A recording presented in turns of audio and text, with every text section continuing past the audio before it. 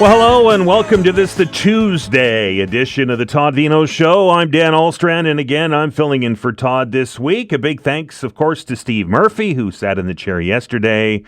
Fantastic as always, right? He just goes. He's just a pro, and we're so very glad that he's spending a few days with us, as he's a busy guy these days. And he'll tell you that trying to get Steve Murphy nailed down for 3 hours isn't easy. So we're very happy that he's been able to spend a few weeks for us, and we look forward to him returning to the show next Monday. So make sure you bookmark that, put a note in your calendar or whatever you need to do to remind you, because those are always fantastic shows. And equally big thanks to Vanessa Vandenez on the other side of the glass, who, as always, does outstanding work day in and day out. Boy, this cold, gray, damp weather continues in HRM, doesn't it? We need the rain, I get it. There's very little doubt about that, but it doesn't take a lot of gray days to just change people's mood, does it? It's the darkest time of the year. I guess it's not snow, right? Or maybe you're looking forward to the snow. But anyway, it's I don't know, many people are. I know our first guest probably not looking forward to the snow. Anyway, the Canada Post strike dragging on day 5 and counting. The federal minister optimistic a deal can be reached, but I looked out the windows here outside of the Rick House studio and I see picketers at the processing plant. They look dug in. What side of the strike do you fall on? Do you support the workers in their fight for new contracts, or is it time for this to end? Now, I haven't seen any data on this yet, but the strike is costing our economy every day, and I bet that number is significant, something you might want to think about for the open hour today. We'll do that just after 11 o'clock when we throw open the telephone lines, your chance to talk about whatever it is on your mind, but I'm sure that the postal strike is something that you're going to want to talk about. The Nova Scotia election campaign might also be something you want to talk about. It carries on, just a week to go. I voted yesterday. I got to the polling station. I was on my way, of all things, to Sobeys. I saw the sign, so I said, I'm going to get it done. So I went in. It literally took me 5 minutes, if that, to get it done. I'll explain what my process was like in the 11 o'clock hour today. But if you haven't done so, please get out there and vote. And election night, of course, is Tuesday night. We'll be doing a show here starting at 8:30 on the radio station. We'll be in here doing our regular panel, and our reporters will be doing their thing, and we're looking forward to this election campaign and getting the results on next Tuesday night. But before that stuff, do you remember the Taylor Sampson murder and the continuing saga that is William Sandeson's change on the stand and then an appeal, and then anyway, you'd think it could be a movie of the week and might be something that our next guest might be working on. I don't know, but it certainly was a book, and in fact now it's, Kayla, do we call it a book and a half or 2 books out of this thing? I like that, a book and a half. Let's go with that. That voice you hear, of course, is Kayla Hounsell. You see her on the CBC all the time. She's been in the media here forever, and literally forever. Wrote... Am I old enough to have been in the media Kayla, forever? I think we started around the same time, so I don't know, maybe. It's been 15 years now in Halifax. Really? Yeah. Wow, you've been here longer than me. That being said, Kayla literally wrote the book on the Taylor Sampson murder, the William Sandeson conviction, then appeal. The first book was called First Degree. Now, that had to be changed because, well, a whole lot of things changed, right? That's right. The verdict changed. So the reason First Degree was called First Degree was because William Sandeson was convicted of first-degree murder. It also involved a lot of university students, so there was a bit of a play on degree now. Now he's been convicted of second-degree murder, so the second book is called Second Degree. Writes itself, really. Right, no doubt. And a whole bunch of changes from the first one. I read the first one. I haven't had a chance to read the second one yet, but I read the first one. It was fantastic. If you haven't read it, thank you. You tell me that you don't need to read the first one to get the second one because it's kind of the story hasn't changed. It's just the kind of ending that has changed. That's true. So this is an updated and expanded edition of First Degree. So if you are a person who is really into the details and obsessed with this story, of which there are a lot of people in this province, I can tell you, you will want to read them both because you will want the most detail possible. However, the integrity of the story of First Degree is maintained in Second Degree, so that's why I say you don't have to read First Degree to understand this story. But since this book was released 6 years ago now... How long ago? It's been 6 years, in 2018. William Sandeson was convicted in 2017. He won his appeal in 2020. The Nova Scotia Court of Appeal granted him a new trial. That trial happened in 2023, and here we are with a new verdict of second degree, in which that trial, he took the stand and testified, which he didn't in the first trial. One. So this was almost 4 days of dramatic, sensational testimony where he outlined in his own words to a court of law for the first time what he did to Taylor Sandeson. So the difference between the first book and the second book, you say there's like, what, 7 additional chapters based on all that testimony? That's right. There are 7 new chapters. It's not just based on the testimony. In fact, I didn't cover the first trial. I was in Kenya. Pardon me. I did cover the first trial. I didn't cover the second trial. I was in Kenya while it was taking place. So only one of those chapters is about the testimony. It focuses on William Sandeson's testimony. And the rest, I would say, is original journalism based on 19 new, fresh interviews, in-depth interviews that I did myself. Years of my own observations in between. Everyone thinks about the trial, right? But the trial is the big show at the end. So there were weeks of court appearances, bail hearings, and pretrial negotiations that I attended in all these years in between. No one knew. There were no other journalists there. All of it was under a publication ban until after that trial. And so all of those observations and details are also included in second degree. That's why these are so important, I think, because, and again, this might be a little inside baseball, but when we try to, as the media, try to cover something and most of the detail in the trial during the process and through that entire escapade, I'll call it, is covered under a publication ban. A lot of those little details that they just don't get reported because we can't report on them. That's true. And I can tell you it's a very satisfying process as a journalist to write a book because, and also we write the headlines during a trial. So we have to tell a story in 2 minutes on the 6 o'clock news each day, Right. This was the first time that I felt like I could tell the whole story. And, in fairness, there were a lot of unanswered questions in first degree. Some people were mad at me because they didn't get to find out what William Sandeson, did with the body. I can't make it up. So that's why there were unanswered questions in first degree, I admit. And I think that those questions are answered in second degree in the best way that it will ever be possible to answer them. Because there's still some facts that we don't know and may never know. That's true. And also, not everyone believes William Sandeson's version of events. Right. Some people say, yeah, he had 8 years sitting in prison to come up with this story. There were some findings of fact. A judge found as fact that some of the things he said were now facts. And so according to the court of law, they are facts. Mm-hmm. And so that's all we can do. We can report on those things. Books are a journey. This is an extra long journey because of the change on it. What did you learn that you didn't know when you got into this process? Oh, that is a really tough question. I mean, this has been almost 10 years Right? covering this case for me. In 9 months, it'll be 10 years. I remember those early days in August 2015 when, Taylor Sampson's family was going around Halifax putting up missing persons posters. I did the first interview with his mother. Then we were at the farm when they were searching the farm for all those days, expecting to go on the 6 o'clock news saying they found his remains, which of course they never did. So it's been a long journey. I think I've learned that anyone can get caught up in the justice system. This was a lineup of, smart, young, attractive university students and I've spent a lot of time in Nova Scotia courts. These are not the people that you see in Nova Scotia courts. I've also been humbled time and again by his family and friends and their willingness to speak up for him, to advocate for him, and to share the worst thing that's ever happened to them with me over and over again, just so that his story, his full story, can be told.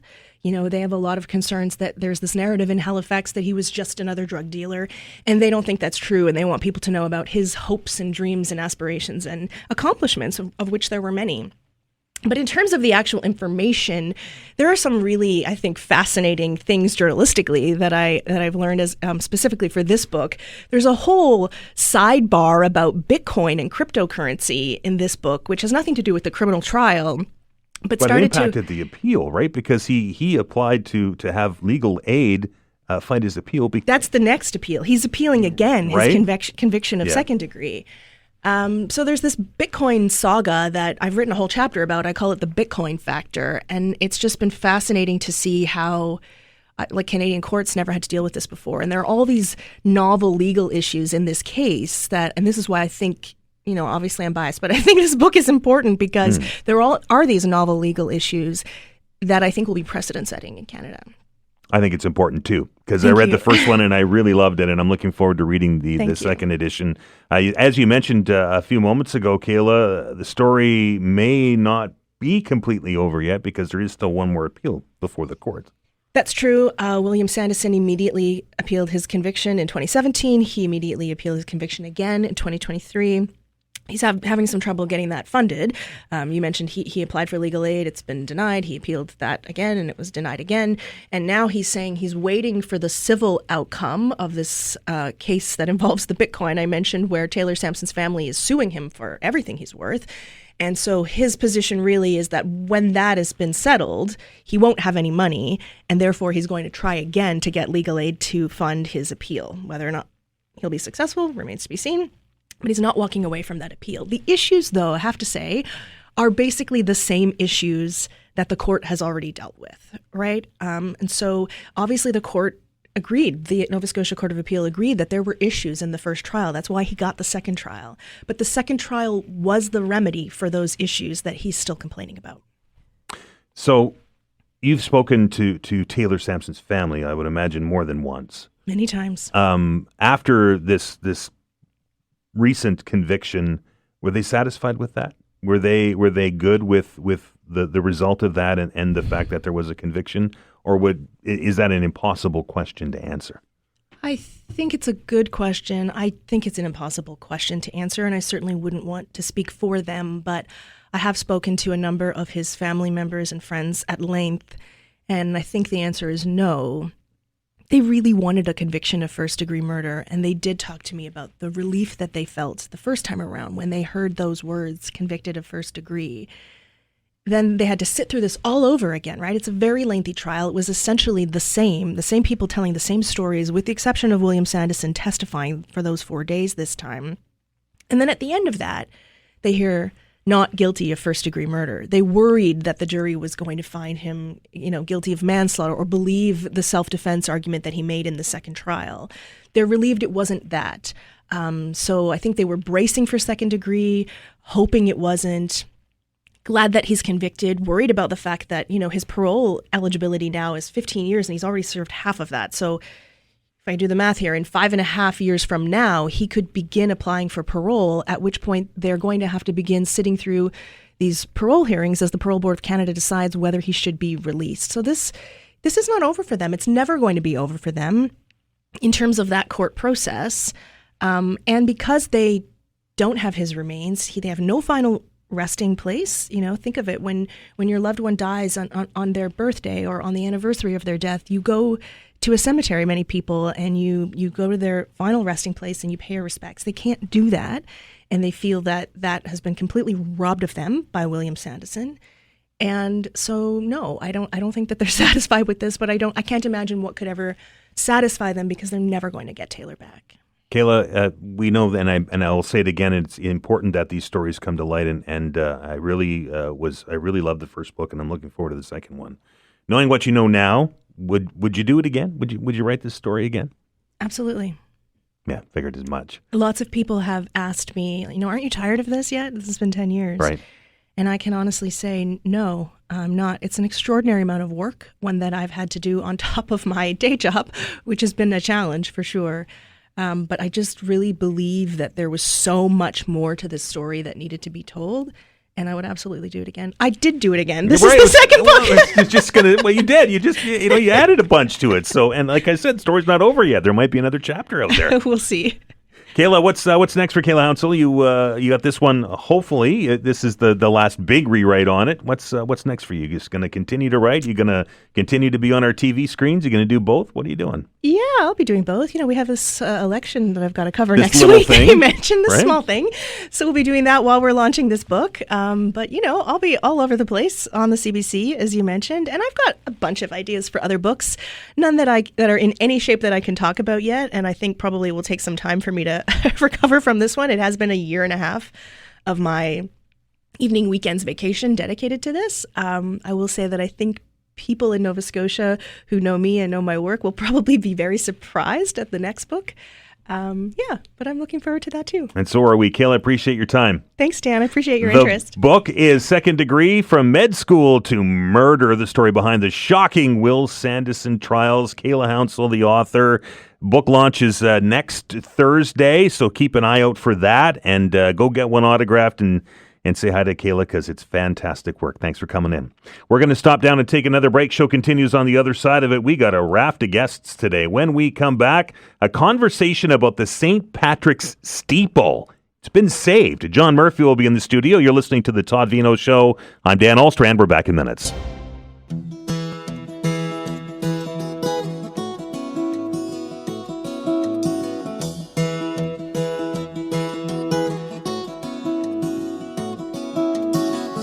It seems that we've been kind of focusing a bit of the program here as of late on the history of Halifax. We had a fantastic conversation last week about a study that's underway about the disappearing history of Halifax. And that, if you remember, we had an archaeologist on who was doing, Jonathan Fowler, who's doing a study on this and showing that we've lost over 80, I think it was 83 or 85% of 87%, my guest is telling me, of the historical buildings here in Halifax, and I got a lot of response to that. In fact, the story got kind of picked up across many different media organizations. Of course, I wasn't the first to do it, but we're certainly good to shed a light on it, and we do lose a lot of our history. And one of the things that we're very lucky here in Halifax to have is that we do still have, even though we're losing a lot of it, we do still have a lot of really, really old buildings. And I don't know if you know the story about St. Patrick's. The tower that is in front, that is part of that, the steeple, you've seen it. You've all seen it. Is I think it was built in 1885, and there was a study done a few years ago that said that the steeple and the tower were unsafe and would need to come down at that old building, the old church, St. Patrick's Church on Brunswick Street. But I got an email yesterday that kind of lightened up my day, and I'm very pleased to welcome into the show to tell us a little bit about this is our friend John Murphy. John, welcome. Thanks. Pleased to be here, Dan. You listener. Really did light my light up here yesterday when I got this email, because like many out there, I was worried that we're going to lose this thing, because that steeple is part of that church and it's iconic. But a new study has shown that we may not or will not lose that steeple. That's correct, Dan, and certainly this is a good news story on all fronts. Through the St. Patrick's Restoration Society, which helped fund the intrusive study that was required both by us, the concerned parishioners for St. Patrick's Church, and the Archdiocese. And one thing I want to be crystal clear about, because I've heard many people speak about this, the number of $12 million had floated around for a long time, and that might have been two guys standing there with their thumb kind of eyeballing it and saying, I think it would be $12 million. I don't know if they would have factored the sun falling out of the sky as part of that reconstruction, but it could not be more incorrect. And thank goodness for John Cook and his team. They did an intrusive study, and they know their stuff. They've done work on the Parliament buildings, the Halifax armories. They know exactly what they're doing. When you look at St. Patrick's Church, particularly the southwest corner that would have gotten the most sun, that's in need of some work, and then construction techniques post-1885, right. Which some of that work was done in the 80s, wasn't as good because in terms of attaching it to the veneer, it allowed water intrusion in the back. And another point to note, just from a technical perspective, I guess they would insert rods to do samples of the brickwork. Well, once they got kind of past the 1980s work, they actually couldn't penetrate, what is the base of the bell tower. And that is testament to the free Irish labor in the late 1800s. Don't build them like they used to, right? And yeah, it has stood the test of time. I mean, it's gone through 2 world wars, the explosion, the Halifax explosion, the magazine blowing up. Yep. It has survived a lot, and probably has suffered from a bit of deferred maintenance. But the fact that it has held up as well as it has had, and just the word on the steeple, they made, and the report will come out. We'll be sure to kind of get that in your hands. They made mention of the timber in the steeple is completely free of any rot or distress, and the timber from which they were made, you will never see grown in Nova Scotia again. It really, they were kind of went on a little bit longer. I was like, wow, this guy really loves wood, but it was was very pleasing to see that, that church should, hopefully will and should remain as a part of Halifax. So why the difference in the two studies? I mean, one study said, no, this is all bad and it's got to come down because it's a danger. And this new study's like, no, you're wrong. This is all good. Was it a different method, or what was the difference? Well, I'd kind of compare it to, and previously I compared it to someone kind of looking at a car, seeing a cracked windshield, and then maybe making assumptions about the engine, the transmission, the exhaust, the catalytic converter, and saying, I will take the broadest scope I possibly can. That way, I will have covered off every possible scenario that may be involved. But it is off by, it's nowhere near the quoted $12 million. I don't want to quote those numbers specifically because I don't want to be folly to the same thing that those people did. But it would not be anywhere near at all what was quoted. And we are near ecstatic about that because it's certainly the prices that I've heard of the cost would be within range of a fundraising initiative. And we would certainly hope to undertake that. But we've got a canonical appeal, meaning that we've kind of put our hand gently up and said, hey, I think maybe we could kind of reconsider the closing of this church. So that's got to work its way through the process, and that's going to take up a bit of time. And that was my next question is obviously you're going to have to, if that decision's made that, we're not going to shut the church down, we're not going to tear it down, we're going to try and save it and fix it, obviously would be a significant undertaking. Yes. And would have to, involve a pretty robust fundraising campaign. Yeah. And there are, just on that topic, Dan, it's going to be a 2-phase repair job because there were, life safety issues. How HRM defined those, I'm not 100% sure, but you wouldn't want any bricks falling out in the meantime. So 2-phase job, one's going to be done relatively soon, before the snow flies, and then the second phase of that will probably be done in the spring of 2025. But that said, it is structurally sound, so that is kind of that work on that veneer, probably on the southwest corner, maybe a few other points. So the church is saved, essentially. The church is safe, yeah. So a letter's been submitted by John Cook back to HRM, kind of encapsulating all that, and at the appropriate time, we'll kind of make that available to the public. And once you get that stuff all done and the dollar figures, you're going to come back on the show and tell us all about it, right? I will. I'll be around. I only live over there. I can practically see my house. So, but one thing too, I am a Catholic, but it's not entirely Catholic focused because that church services all of that community, and within let's say the distance of that spire, you've got a lot of vulnerable people. And very quietly, the parishioners of St. Patrick's have supported that community, whether it's supplies for school, people that are really in need, not from a Catholic spiritual, but a human-to-human spiritual kind of, hey, we care about you, and, what you want to see, we want to be here to help you. And, that, when I think about living built heritage, it is that, and it is active living human heritage as well. So, we certainly want to continue that mission, and there are some wonderful people at that church. John, I appreciate you coming in today. I know that you wanted to come and see the Rick House studio. You brought your Habs hat. Yeah. There used to be one that got worn in here. So yes, indeed.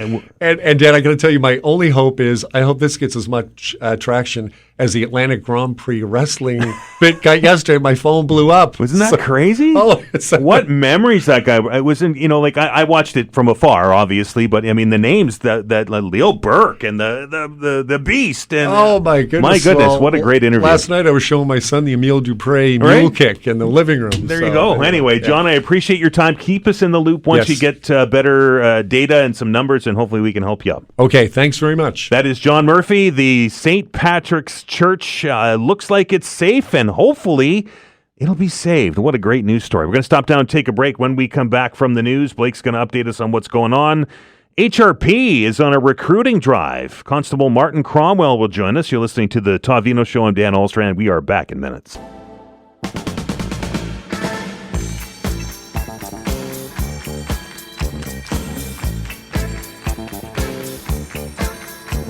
Welcome back to the Todd Veinotte Show. I'm Dan Ahlstrand, and hope you're having a fantastic day. It's been a busy morning already, and what a great story to hear about St. Patrick's Church, right? I know that we talk about old buildings and we talk about the cost of old buildings, but that thing has been standing there since 1885, and to hear that it's structurally sound and that it's going to take an effort. It's not by any means done yet, but it's in a lot better position than it was, say, a week ago. So we're very, very happy to hear that, and we will keep you updated as we move forward on that. It's going to be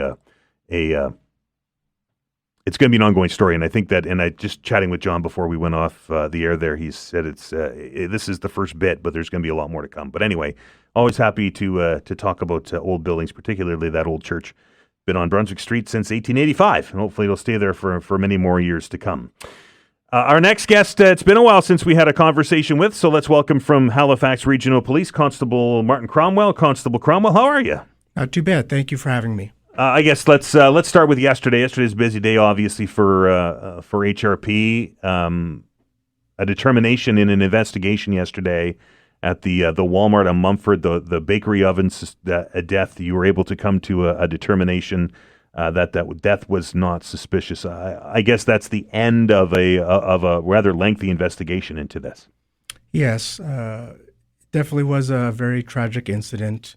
Our thoughts continue to go to the family, their loved ones, and the co-workers involved. With that being said, we want to respect the family's wishes and their privacy, and not speak about it any further at this point.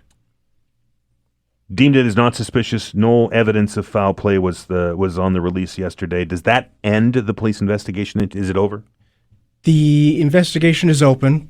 However, we don't anticipate any further updates at this time. And I understand and I respect that. Moving on to what we had you come in for, I saw a social media post yesterday that Halifax Regional Police is hiring. Yes, we are. You're on a recruiting drive. Tell me about that.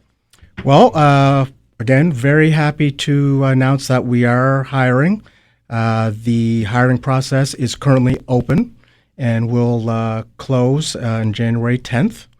The successful applicants would start their police science program October of 2025 and would complete their training in, say, June of 2026, and they would be the graduating class of 2026. So how does that process work? You've been through it. Yes. You have to go, it's essentially going to school, right? Yes, absolutely. There's a 10-phase portion to it. Just some requirements. You would have to be 19 years of age, be a Canadian citizen or permanent resident, have completed an academic grade 12, have no criminal convictions. There's a few more. But once again, there would be a physical attributes test with it, which you can go online and look up. It used to be called a PAIR test. Police attributes requirements exam. That's pretty intense. You can train for it to some extent, but I would say get on the ball on that now. And it's a challenging process to not only get in and apply, but it's also a challenging process to be in the course itself. But it's definitely doable. Where's the course held? Where do they do it? We do our training over at in Dartmouth at our Northbrook facility. So the training is here. You don't have to travel somewhere else to go and do it. Our training is in-house, and it's 38 weeks in duration, which will also include a on-the-job training portion. So it's intensive, I would imagine, for those months that you're there. Yes. A lot of people ask us, can you work while you do the training? It's a tough answer. You can, but once again, it is an intense course. It is a full-time course. So while doing something like that, you want to focus on your course, on your training, right? So as a candidate, when you are selected, once you get through the selection process, yes, and you go to police college, you're not an HRP member until after you graduate, correct? Yes. Once you graduate the course, you may be offered a full-time position or a reserve position. But yes, you will be a Halifax Regional Police trained officer at that time. So you're not on the payroll. You're not getting paid to go to school. That happens after you get the offer and you Correct. you Yes, finish it. we do not pay our cadets while they're in training. I guess you laid out a couple of the requirements. What kind of candidates are is HRP looking for? Is there a specific set, or is it just kind of they'll take all the applications that they can and then go from there? Well, if you're community orientated, that's a big plus. We're looking for people of all diverse backgrounds to join our team, and that can represent again all diverse backgrounds. So anyone can apply as long as they meet the basic applicant requirements, which is listed on our website, and then the process will begin. How do they apply? Do they apply through the website? Yes, you can apply on our website, and any questions, they can also make sure I have my cheat sheet here. Just they can email at hrprecruiting@halifax.ca. They can also follow us on X and Instagram at joinhrp for more answers to the questions. How long are you accepting applications until? Again, the application process is open now, and that will close on January 10th. And classes start very soon after that, in October, right? So there would be a selection process once the applications are submitted, and then I would imagine, like any other job interview, you go through a process and interview and all that stuff, right? Yes, there would be a 10-stage process, which, for example, our first stage, applying with your resume and cover letter, birth certificate, driver's license, just to name a few. Our second stage would be the screening process. Third stage would be our aptitude test. Fourth stage would be the physical ability requirement evaluation, the PAIR test that I mentioned, where you run an obstacle course. It simulates, chasing down a suspect, so on and so forth. Stage 5 would be our suitability assessment. Stage 6 would be our interview stage. Stage 7, pre-employment security and clearance. And Stage 8, we have a background clearance. Stage 9 would be a medical exam and psychological testing.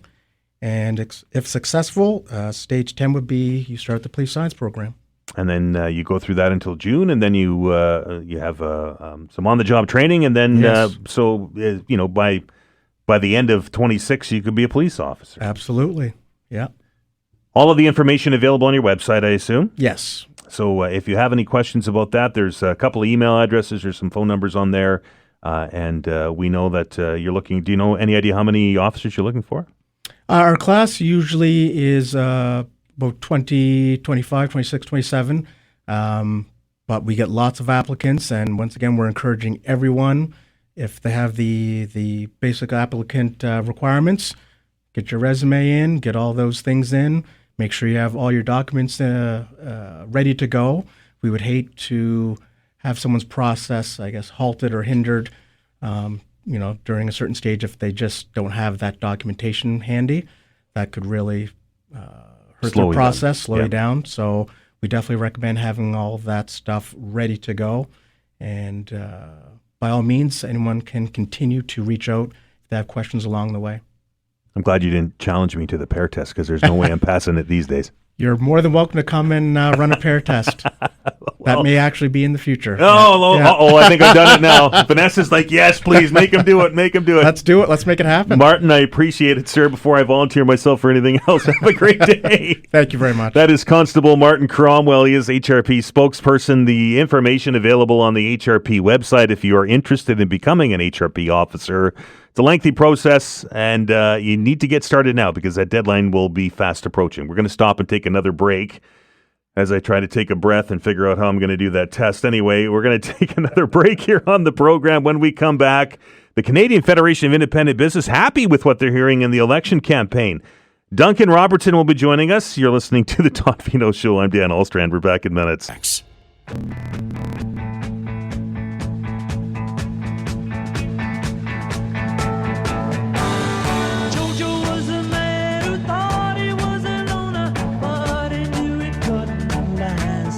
Welcome back to the Todd Veinotte Show. Dan Ahlstrand along with you here on a Tuesday as we move forward. And you should have seen the smile of Vanessa's face when I said that I should do that test. Anyway, maybe we'll see. Maybe we'll do it. I'm excited. I think I'm committed now if Vanessa has anything to say about it. Anyway, we look forward to watching Dan have a heart attack in the new year maybe. Anyway, moving forward, the election campaign is underway, and we're hearing promise after promise after promise after promise. Did I say that enough times? After promise. And I saw a couple of parties. I don't know if it's all three, but I know for two for sure have focused on small business taxes. And I know that our next guest has been in here talking about small business taxes for a long time, and I know he's pretty happy to hear at least to getting onto the agenda during the campaign, and that is policy analyst with CFIB. And we haven't had him in for a week, so we started to miss him. That's Duncan Robertson. Duncan, how are you? Good. Thanks for having me again. So you're nodding your head as we were going along here. It certainly has become part of the election campaign is the discussion about small business taxes. Some of the parties saying they want to knock it down, 2.5% to 1.5%. That is something I know that you and I have talked about before, and I know something that your membership has identified as a hurdle to doing business here in Nova Scotia. Your thoughts on at least being on the agenda? Yeah, well, it's definitely really heartening to see all three major parties focus on that, have an idea to address the needs of small business owners, particularly when we look at corporate income tax, which is that small business tax rate. Half of our members in Nova Scotia say it's one of the most harmful taxes to their business. So allowing more small businesses to keep more money in their business is really important. And it's also, when we talk about tax changes, it's important to focus on, this isn't tax support going to, Bay Street or to shareholders or the CEOs. It's going right back into our local economies and our small business and our communities, with the majority of our members saying, close to 2/3 saying that the savings they get from tax changes will go to increasing wages and compensation. Others say they'll expand their business, which when we talk about productivity is important. Another half would say that they would put it into paying down debt. So some good results to our local economies, and we're really glad to see, again, all parties come into agreement that the current tax environment that small businesses face needs to be addressed. And again, whoever's in government in the next 4 years will be holding their feet to the fire to make sure that they deliver on this promise. The promise of a point reduction, 2.5% to 1.5%. I know your members, are all willing to pay their taxes. It's not like they don't want to or want to be tax free. But a 1% drop in that small business tax, what kind of an impact can that have on a business? I would imagine it's substantial. Well, definitely. I mean, if you think of just, $100,000 of taxable revenue, that's, depending on which party promise goes forward, that's between, $1,000 and $1,500 back into that small business, which at a time when many are operating on, some thin margins and need that money back to their business, it's definitely great to see. And they can, again, put it towards their local communities and just, improve the overall environment in our province. Right now, the small business tax rate is tied for the third highest, just behind Ontario and Nunavut. So it's good to see that brought down. And from the promises made by the parties, it will go down to either the third or second lowest. So really good to see and improving the overall environment for small businesses. Do you think that will attract business? Do you think that people will see that? And regardless of who wins the election, we'll talk about keeping promises in a minute, but regardless who wins the election, do you think that, somebody out there that is looking, maybe relocating their business or starting a business is going to go, hey, look, Nova Scotia's got, one of the lowest rates in the country? Well, I think, it definitely shows that our environment is one that is focused on improving, hopefully. And I think if you look just in the Atlantic region, we'll have the second lowest. So when we think of, businesses moving between provinces in the Atlantic region, that's definitely beneficial. But also, other provinces will look to Nova Scotia and say, hey, should we do something about that? Should we bring our rate down? So we're seeing hopefully some competition in the Atlantic region to benefit not just Nova Scotia businesses, but all Atlantic businesses. But yeah, I think it does provide kind of Nova Scotia as a leader in that front. Of course, PEI is at 1%. So, of course, we'd like to bring it down to that. But it's a good first step on some of the promises. I know the Liberals have promised on bringing it down 1%. The NDP and PCs are at 1.5%. It might sound a bit like a minutia here, getting in the weeds, but it is good to see, again, overall, and just see some good support coming to small businesses. Promises and keeping promises are two different things. When they make all three parties make a promise like that, do you think it's going to be an easier task to hold their feet to the fire because, there was some agreement, and the numbers aside, there is an agreement that taxes are too high? Yeah, we would expect this to be moved pretty quick if all parties are in agreement with it, which they are. Ideally, it'll come forward in the first budget, and ideally it will come in a lump sum, so that 1.5%, not phased in. It's easy for a government to say, oh, we'll do 0.5 this year, 0.5 next year. We want to see it brought forward immediately, as soon as possible, and provide that support as soon as possible again. And, I've spoken to small businesses. I've seen their comments as well. They notice there's a lot of promises going forward, but they are really hesitant to ensure that, making sure that governments are following through on these promises, and not just, Sometimes they're not good at that, right? Sometimes they're good at promising stuff and then not either doing it, a better paycheck guarantee, or putting a promise into action and then not living up to that promise, or like fixed election dates. But I think because there's all three parties are focusing on this, at least part of their campaign on this, I think it's probably going to be an easier sell rather than some of the bigger ticket items that they're talking about. I think for sure. And, we've been advocating for this change for, years now. It's been one of our main focuses. We've talked to ministers, MLAs, staff about this. Someone on the side of the street will talk about it if they're listening. So, we think this is doable. We like to put forward doable, pragmatic policies. And we think this is one that can definitely be done quite easily for, 0.1% of overall revenue for the province. So it's a good change. Duncan, this is a good news story. What aren't you hearing in the campaign that you want to hear? Well, look, it's good, again, to see that there is a focus, but also, we have some other asks that we're looking for, particularly in Nova Scotia, thinking about workers' compensation. It's one of the worst systems in the country, rather, because, employers are paying the highest premiums, workers are getting some of the lowest benefits.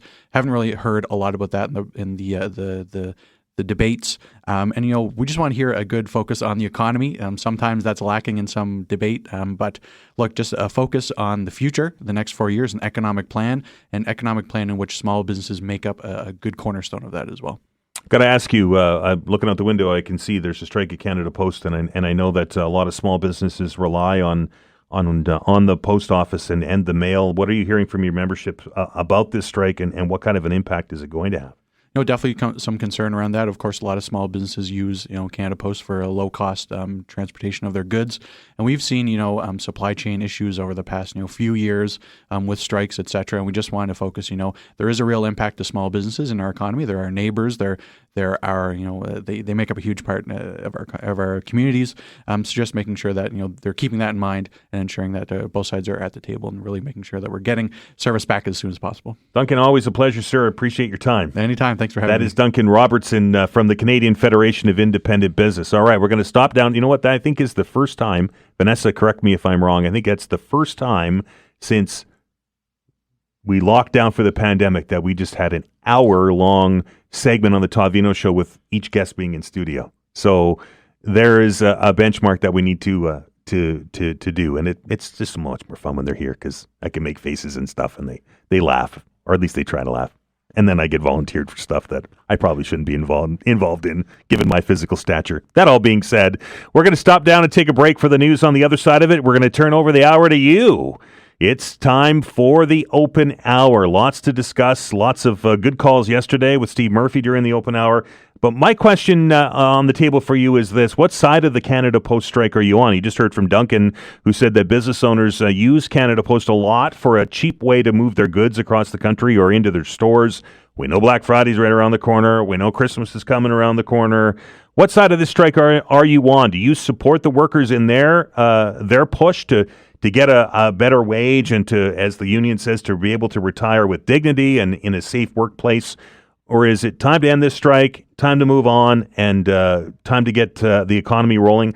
I haven't seen a real number for the impact of the postal strike daily on Nova Scotia or even across the country, but it's going to be a big number, and is it time to end this strike and move on? The telephone lines are now open.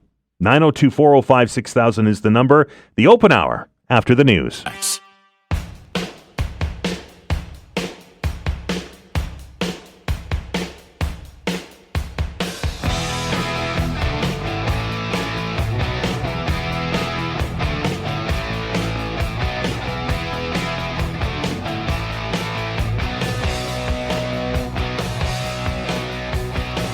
Welcome back to the Todd Veinotte Show. Living after midnight. Well, living before noon. How's that? Close enough? Anyway, I love that song, Living After Midnight. Anyway, hope you're having a fantastic day. It's now time for the open hour.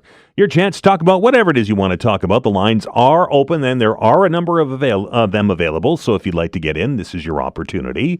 902-405-6000 is the number. That's 902-405-6000. Lots to talk about going on in the world. The election campaign continues to roll along here as we're now 1 week out. I voted yesterday for the first time. Well, in this election. I guess it will be the only time in this election, right?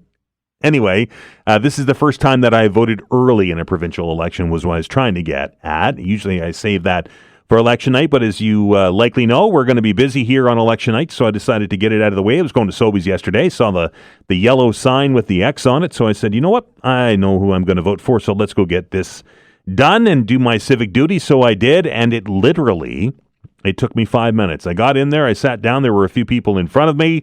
Then I got called up to the desk. I showed them my driver's license. They did the paperwork. They confirmed my address, and then they gave me a little sheet of paper with a QR code on it.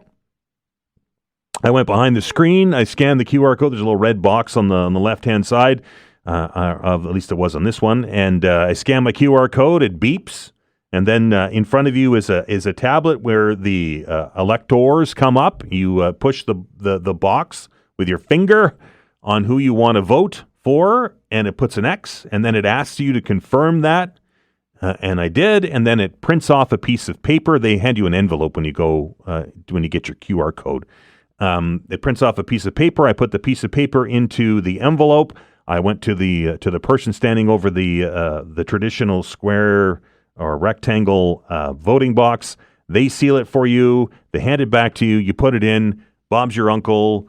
Done and dusted, out the door. 5 minutes, maybe.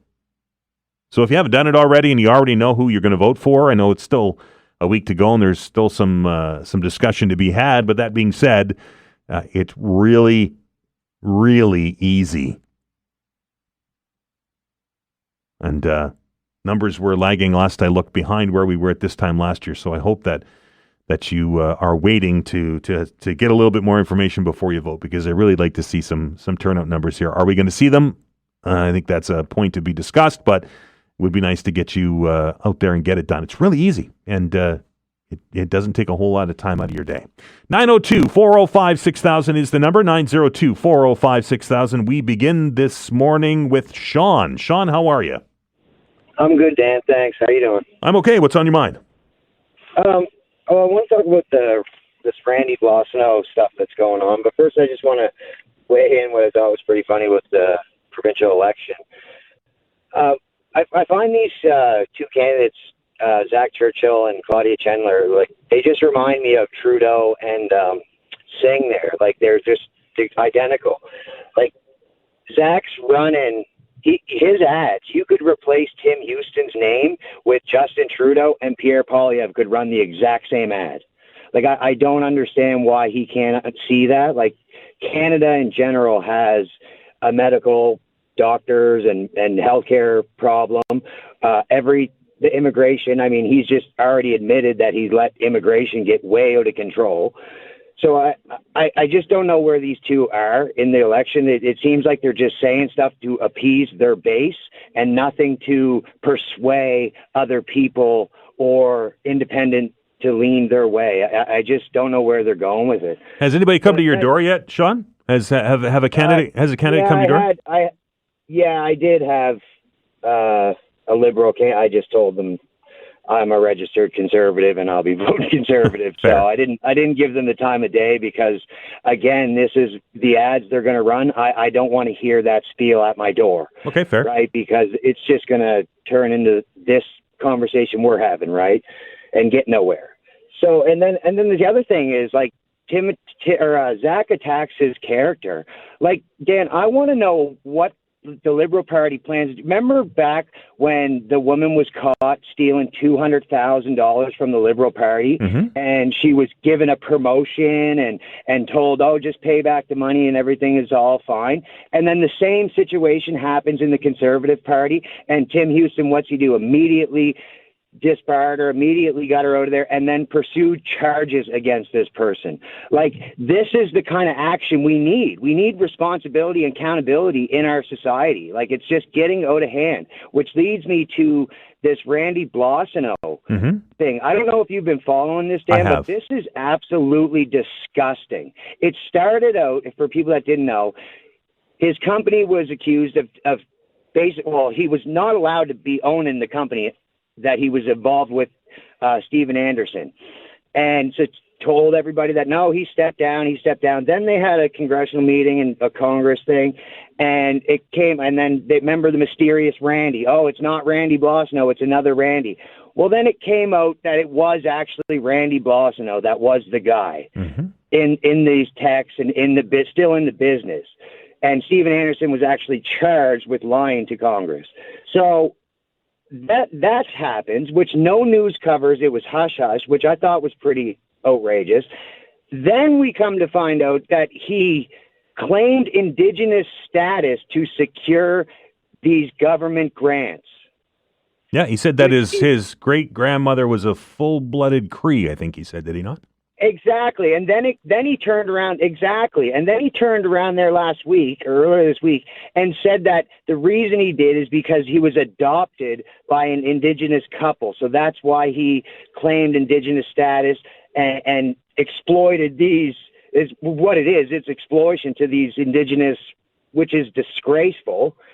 And then nothing gets said about that. Everything's all hush-hush. They say they're for reconciliation, and they create these programs for who's hush-hush about it? Who's hush-hush about it? I mean, I haven't heard you guys run it. I've heard you guys run stories about rainstorms in California. That don't concern me. What I don't understand. I'm looking at. I'm looking at 4 different articles on it right now. So I don't understand. Well, I'm looking at all the media. Yeah, I know, but I think this is kind of this goes beyond a scandal, I think, Dan. Like, would you not agree? Like, it's kind of... Well, I think that having a cabinet minister that says that has Indigenous roots, and it turns out is not true, is a scandal. 100%, I agree with that. Yeah, and then using that to exploit programs within the Canadian government like that, and then that's not even the icing on the cake. Then it comes back that his business addresses were connected to the same business addresses as that notorious cocaine trafficker that was just busted with like how many kilos and pounds of cocaine. And now their addresses are linking up to the same spot. They're in business together.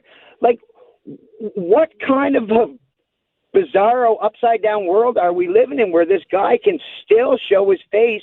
And now, I'm sorry, but that to me, he's one of the ones that are Chinese affiliates with China.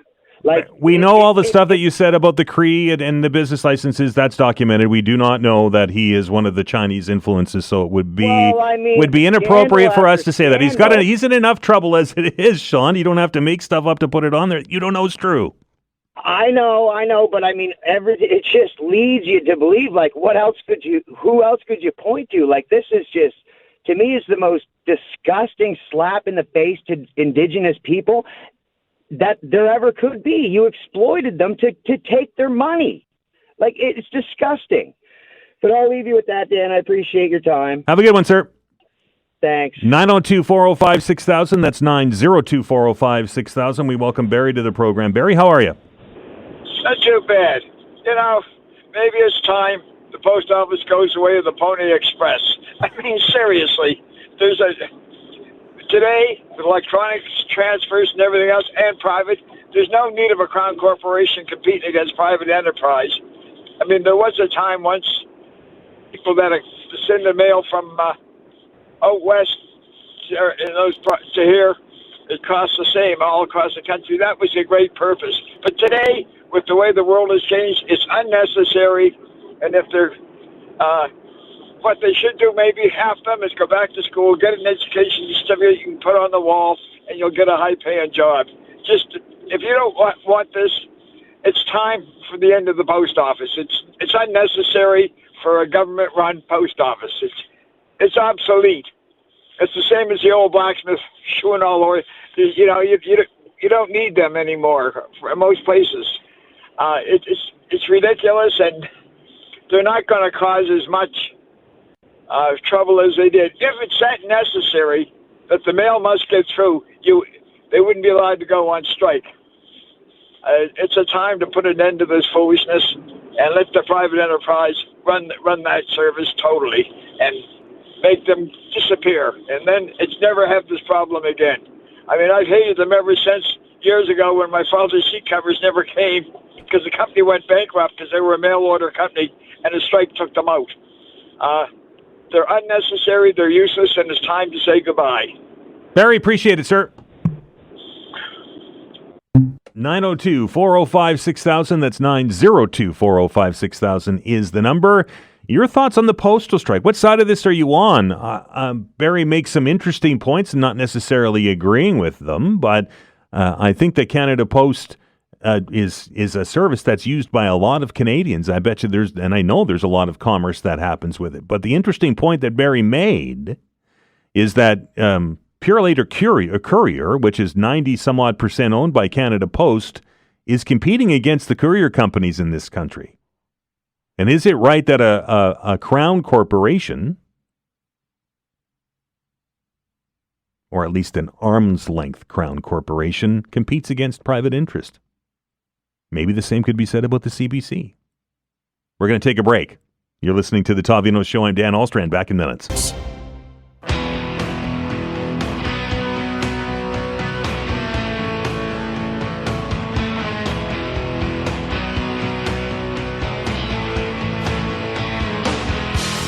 Welcome back. Open hour underway. 902-405-6000 is the number. There's 3, 4, 5 open lines here for you. If you want to get in, do a quick hitter. This is an opportunity. Again, the telephone number is 902-405-6000. Got a couple of emails during the break. One was in reference to Elon Musk. Of course, we know that Mr. Musk has been tapped to be part of Donald Trump's inner circle, should he be confirmed by the Senate. And Ken writes, looks like Trump is getting ready to ease regulations on self-driving cars in the United States. He writes, I wonder how much Elon Musk had in this decision since he's one of the largest manufacturers of self-driving cars. However, the Biden administration was reluctant to have them deemed legal. He was on to write and says, would Dan Alstrand be willing to be a passenger in a driverless car? And he wonders how many of our callers would. And that is from Ken. I like technology. I really do. The gadgets and that kind of stuff fascinate me. I probably would, just to try it, just to say that I did it. I would want to do it on a city street, not on a highway, and I would want for it to be a short trip, at least the first time. Remember, the first trip I took in a Tesla was an Uber when I was away. It was in the United States. And I think the guy wanted me out of the car because I was asking so many questions about it. But anyway, I probably would. But that's an interesting, and it's something that I raised here a couple weeks ago before the announcement that Elon was going to join a government department or be in the cabinet of Donald Trump, was what happens to his companies. Can he continue to be the president and CEO and chief person in charge of Tesla and all of the X's and those kind of things when he's in cabinet? I was under the impression you couldn't be, but it feels like, because he hasn't put anything in trust yet. But then again, I guess we have a few months yet. But I don't know. Would he do it? Would he put his companies in trust to be in cabinet? I guess we're going to find out. Anyway, yep, I'd get in a passenger or in a driverless car just to say that I did it. I don't know if I would do it every day, but I certainly would do it once. 902-405-6000. Let's go back to the phones. We welcome Bill to the show. Bill, how are you? Well, not too bad, Todd. Dan, not too bad. I was listening about the St. Pat's Church. That's good news. It is great news. I was very, very involved in that there about a while back there. In fact, I got the old parade back in swing again up there. We had a couple of them downtown as far as Brunswick Street, but that was pretty well it. And they actually, in my collections there, I come across the old bandmaster's baton pictures, a bunch of stuff. I think what maybe I thought first they need money up there. That's first of all, some way, shape, or form, fundraising. But maybe another way to go is look at it either in the basement, perhaps. And the basement is not very big, but maybe, or on the little parking spot. What I'm talking about is a museum, Irish museum. And they had buildings on the side there, I don't know, sort of offices or something, and maybe in the back. Somewhere around that, they should have some kind of an Irish museum, everything Irish. My background is part Lebanese, but it's also part Irish. But I think a museum and some serious fundraising. Should be some of the gang out there could donate some heavy money and stuff to it. What do you think? Be an interesting way to raise money. I know they're going to have to raise a bunch of it. Our guest said that the original estimate of $12 million was out to lunch too much, but it's still going to be multi-million dollars to fix that bell tower and that steeple, right? Yeah. The other thing, really quick here, is looking for more police people. Mm-hmm. I find it interesting to say you got to have grade 12. I'd never make it with grade 6. But anyway, the other thing is that they should check for criminal records and so on. I think they do as part of the process, Bill. Yeah, where I mean, it sounded like it's up at number 8 down the line, so it should be the first thing. Get that over with. Are they eligible, or are they a bad guy? Anyway, Dan, you're doing good. Hang in. Appreciate it, sir. Have a good one. Thank you. 902-405-6000 is the number, 902-405-6000. Got another email, this one from Lee. It says, in reference to what Bill was just talking about, the Halifax Regional Police recruitment campaign, it says, it's time for HRP to get with the program. They have a large amount of vacancies and not a whole lot of people applying to be officers. RCMP officers are compensated during their depot training, and it should be the same with HRP.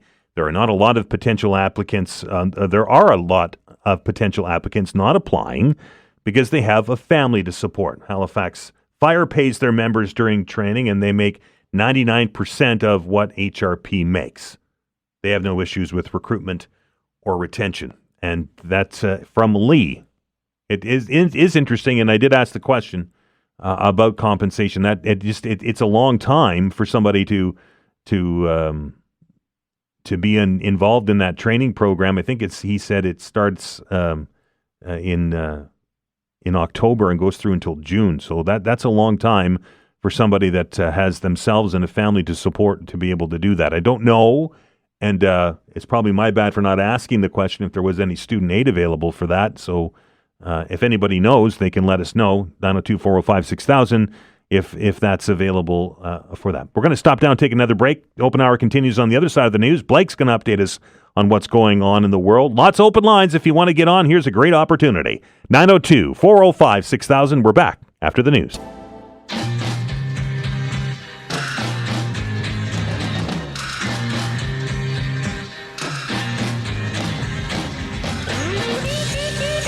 Open Hour continues here on the Todd Veinotte Show. 902-405-6000 is the telephone number. There are still a couple of lines open if you'd like to get on. And heard some criticism over the weekend that it was difficult for you to get onto the program to express your views. And here's a perfect opportunity. Sometimes the lines are jammed, I'll say that. And Vanessa does a fantastic job of trying to keep them free and get you on the air. So if you want to join the program, want to share your opinion on something, here's your chance. 902-405-6000. That's 902-405-6000. We welcome Dan to the program. Dan, how are you? Fine, thanks. How you doing today? I'm great, sir. What's on your mind? Well, just a thought there. I've been looking around for some land and stuff. It's very difficult to find. We have a lot of crown land in Nova Scotia, for the housing crisis. I mean, I know a lot of people willing to build a home, but, I looked at a particular piece of land a couple of weeks ago. $75,000 is fine, and then you got to put the HST and on and on. By the time you get your septic and well and whatnot, you're nearly $200,000 before you drive a nail. Like if they were to maybe make some crown land available just for residential, for someone to build a home on, not for business or commercial, but just release some Crown land so people could buy it at a reasonable rate, and it may stimulate some housing growth. Interesting thought. I know that the federal government is looking at releasing some of its surplus land that it has to do just that. But you suggest we should take that one step further and release Crown land that is essentially now woods.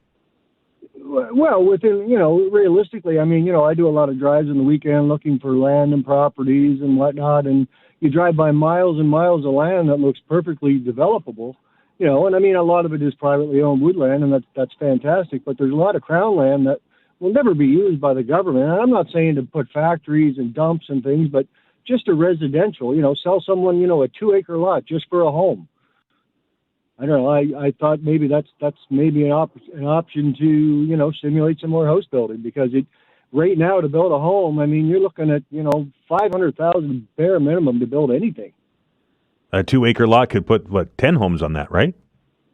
Well, 2 acres, you want a little bit of room. You need an acre, right? We're not talking city lots here. You want a garage, right? Well, fair enough. No, I hear you. I'd love to have a garage. I'm talking country lots. I live in a rural community. Yep. But and I don't mind living in the rural area. I enjoy it. But to get a little closer to some amenities, or maybe change your location, or downsize is where I'm at in life. I want to get into a smaller home. And, to build a home, you're $500,000, $600,000, $700,000. If you want to build something, nice or even livable, you're $500,000. It's crazy. Appreciate the call, Dan. Good luck finding land. All right. 902-405-6000. That's 902-405-6000. There was a point in my life I was looking for a little bit of woodland as well, and it's not an easy game out there in Nova Scotia. A lot of it is privately owned. A lot of it is privately owned. And I would be very surprised if the provincial government, or the federal government, I should say, frees up any Crown land for lots the size of that. I would be very surprised, but I've been wrong before. 902-405-6000. We welcome Rob to the program. Rob, how are you? Hi, Dan. Are you reading me okay? Well, you're loud and clear, sir. So, yeah, two things. First, on the HRP recruiting, that's kind of crazy. I get it. If you go to a private college and take like a 2-year policing and corrections course, I don't think you're paid. But to get people, maybe they're already police officers living in Ontario, Calgary, or Vancouver, maybe they want to relocate to Nova Scotia.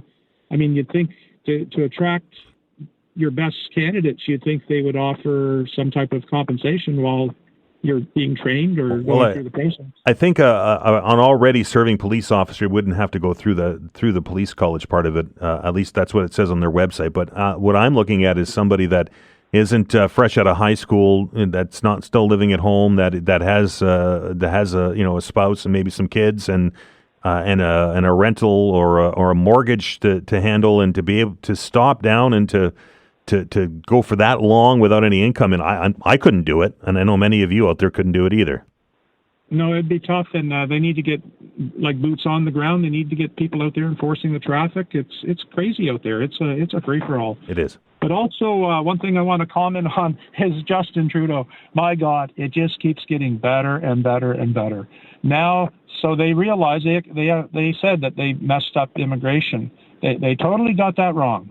Go figure. Well, and now, but it's also the fault of these large corporations and fast food restaurants and all this.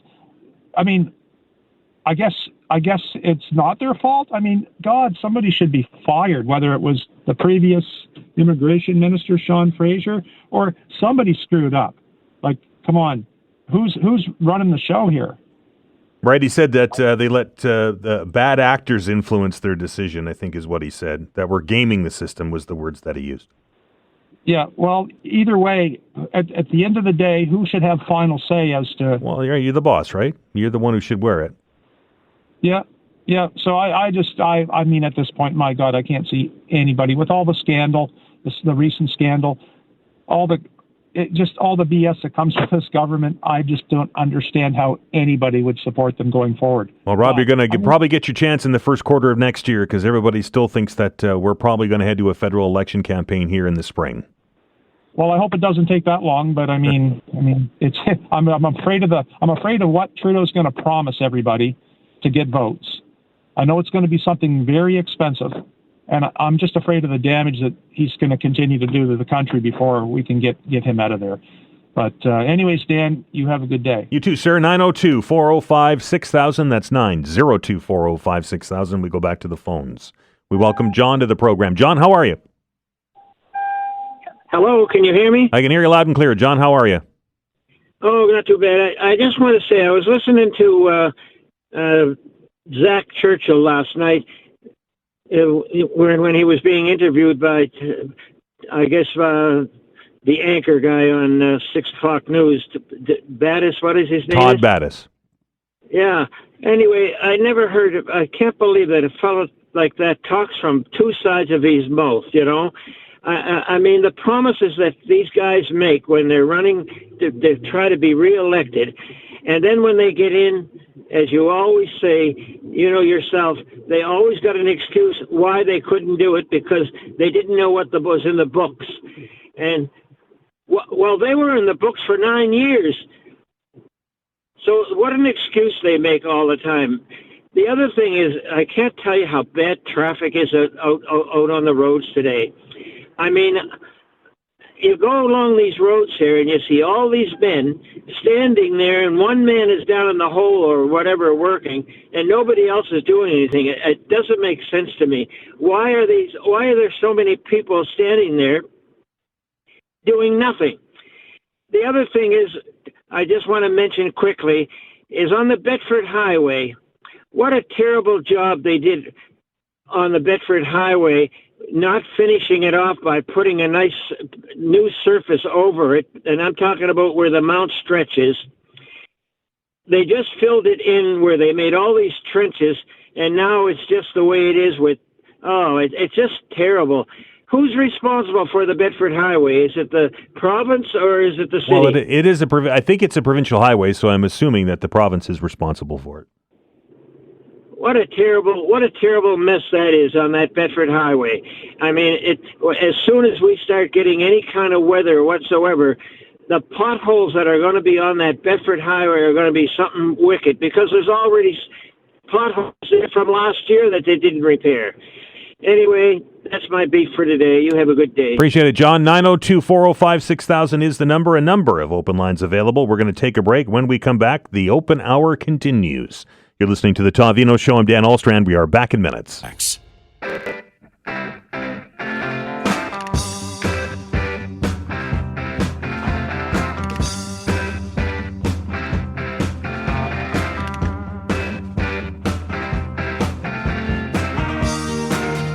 Welcome back. This is the open hour. The telephone number is, as always, 902-405-6000. If you have something you want to talk about. Not a lot of people talking about the postal strike, which is interesting to me because I think that the postal strike will, if not already has, impacted just about everybody's life. And a lot of people just don't seem to want to be on either side of it. 902-405-6000 is the number. We welcome Tony to the show. Tony, how are you? Good, Dan. How are you today? I am well. What's on your mind today? Primarily, real quick thing on the police department. Sure. They're going to go to school for 8 months, and somebody wants to pay them a salary. What are you going to pay them, a full salary? What happens at the end of that 9 months? It says, well, thank you for the training, but I'm going to Ontario. Do they have to make a commitment to get that money? Well, I think if you get through the 10 steps of the process to go to police college, then I think you're pretty committed. At least I would think you would be. Well, you're committed to getting the training. Are you committed to staying in Halifax when the training's complete? That's the question. Well, okay, fair point. That's the question. Anyway, that's the only question I would have. What commitment do they make at the end of the day to stay on and use that training? How about a 3-year, 4-year commitment to stay with the HRP? At any rate, the provincial election. Yep. I'm amazed. I'm buzzing. I can't understand it. Claudia Tender, she's funny. She wants to give free bus transportation to everybody. There's 28,000 3,000 free bus passes handed out. And she made a point of saying how really happy she was in their debate that her 3 children have those passes, one of those free passes. Her 3 children have one of those passes. Yeah, because I think they give them to students, right? Wasn't that part of the program? I don't know what the financial situation is. Yeah, no, Tony, I get it, but I think it was part of a program that they handed out to high school students so that they would get used to taking the bus. I don't think that's anybody taking advantage of anything. I didn't say that she was. Well, what do you mean not taking advantage? If she can afford, but they're giving them to everybody, Tony. They're giving them to all high school students to take so that they become transit users. Your annual household income has nothing to do with it. Up with a reason to give me that her 3 children with her income have those passes. So because she's in politics, her kids shouldn't have the same options as everybody else? I don't get it. Well, how about her option? We're thankful for your interest, but we would like to see those passes go to 3 kids that don't have the financial advantages that my children have. How about that? Oh, okay. That's your opinion. You're damn right it is. Okay. And then the other thing is, she wants to build 8,000 houses. Yep. She didn't say what the time frame was that these 8,000 houses would be built, nor did she give us a cost estimate on how much that would cost. And I think is it she the one too that wants to dump the 15% gas tax? She did. I believe it's 15-cent gas tax, not percent. Yeah, pardon me, the 15 cent. No, it's not 15 cents, isn't it? 15%, isn't it? Just like the beer. I think the story I read this morning said that she wanted to drop the 15.5 cent tax on gasoline. I think that's I may be wrong. I didn't catch that. I apologize, but nonetheless, that's a lot of money. That's a lot of tax money. How do you make that tax money up? What tax money you take away has to be replaced by something. And that's my pocket, your pocket, and the pocket of the other taxpayers in Nova Scotia. On top of all of that, they have no. Let's move on. Zach Churchill, I'm going to make 32,000 houses. Well, here we go again. What's the time frame? What's the cost estimate? And I'm going to go and get rid of the carbon tax. Well, you dumb cough it. Your damn party is the one that put the carbon tax in, and it's going up in April. And now you're going to go in and look for a cap and trade. We had a cap and trade under McNeil, and look at that now. We get a PC premier, and all of a sudden the cap and trade's no good. Of course, there's another province that has a cap and trade that's good, and no need to go which one. Again, the isthmus. He says, got to spend the money. Well, and then we'll go get it back from the government. You know what the odds of that happening are? 0 and none. And none is left town. So that's a nice idea. So all of these things cost money, but nobody has told me within 1 cent, how much it's going to cost. You know, and my wife and I are both senior citizens. We own our house. We don't have to sell this house because we don't know where we would go if we had to. So, you know, we want to sort of live here, and I'm elderly. I'm really elderly. I just turned 79 a couple of days ago. So, and my wife is also a senior citizen. We served our countries. We did the best we could. We tried to be charitable, and now it's getting to the point that we can't even be charitable if we want to. The only people we can be charitable to is ourselves. And I don't trust charities either. I mean, you see all kinds of corruption in all kinds of charities. I just don't trust them. Yeah, I want to see their annual statement on finances, and they won't give it to you. Well, why won't they? Why not? I want to know why not. I'm just unhappy about somebody being in my pocket and your pocket and the pocket of every other hard-working Nova Scotian. But don't get me wrong, I'm empathetic, especially empathetic to people who are working poor. I would probably not want to see their annual income, but that's the only people that I care about. If they're working poor and they have to live in a tent, that's terrible. That's absolutely terrible. There's something wrong with the system. I don't know what it is. I don't know how to fix it, but I just know I'm tired of politicians. You're a previous caller, and you've heard my definition of a politician. I'm not going to say it again. It's simple. He's right. They speak out of both sides of their mouth. At any rate, Dan, I'm on the warpath today. One call this week. This is it. All right, Tony. Have a great day. Happy belated birthday, sir.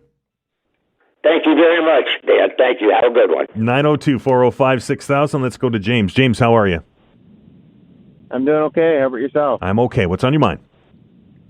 Yeah, so a couple things. I haven't voted yet, but I'm going to be voting for the Conservatives in the provincial election. But I'm not happy that they triggered the election. I think that it was uncalled for, unneeded, and Mr. Houston was going against his own bill, which just he hasn't lost my faith. I still think he's the best candidate out of the three major parties here.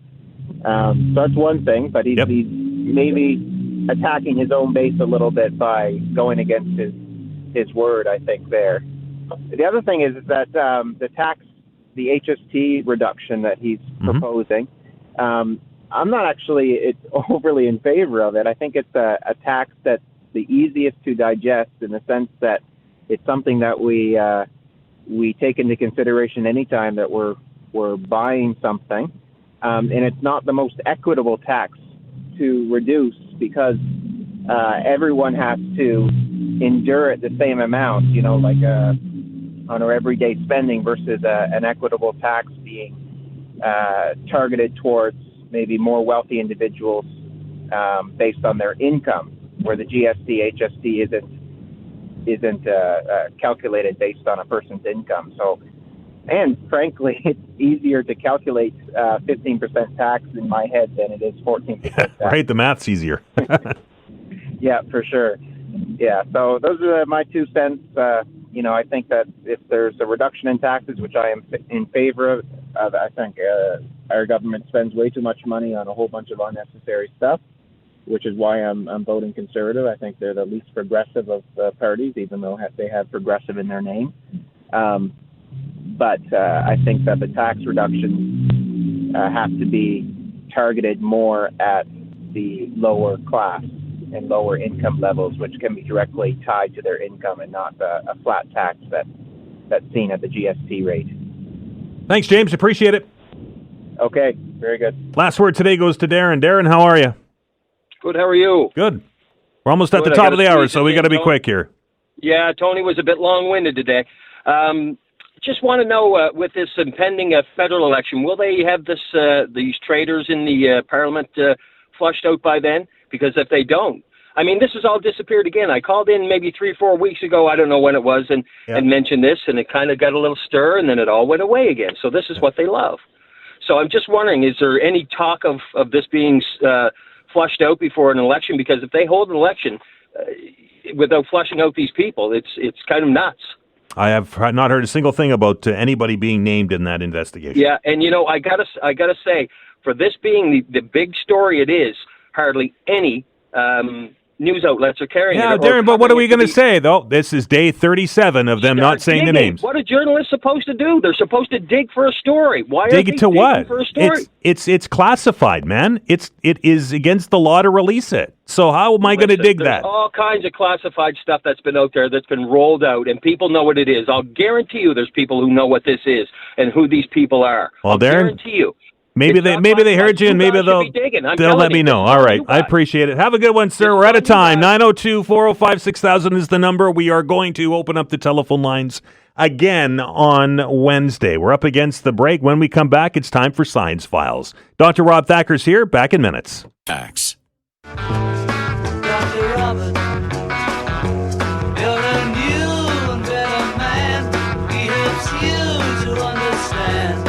He does everything he can. Dr. Robert.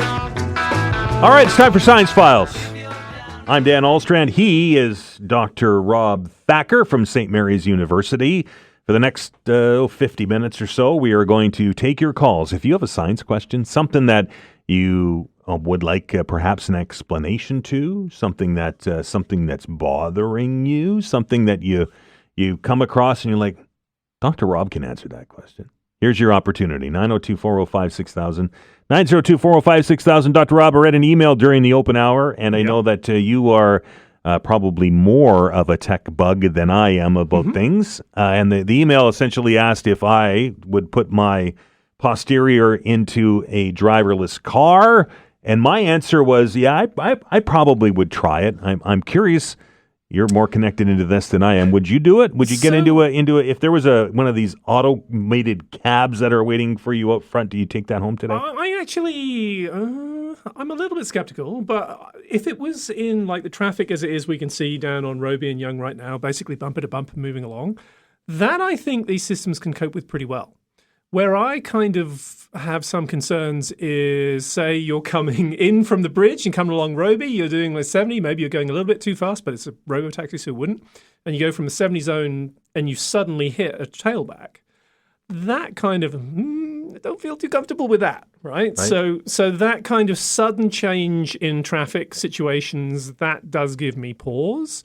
As long as the LiDAR system and whatever they're using, whether it's optical or whatever, to figure out the traffic conditions. I probably feel a lot happier in 5 years than I do right now. But there's a lot of these things being tested, particularly in San Francisco and so on. And funnily enough, one of the key things that they're dealing with is the reality that a lot of people don't want to get into them. People will, if they have a choice, will take the human part over. The human driver, exactly. And I've driven cars that have active assist, right? Where it has the me too. The little radars and if you get close to the white line, if it's painted, not like in Nova Scotia, then that wasn't a shot at all.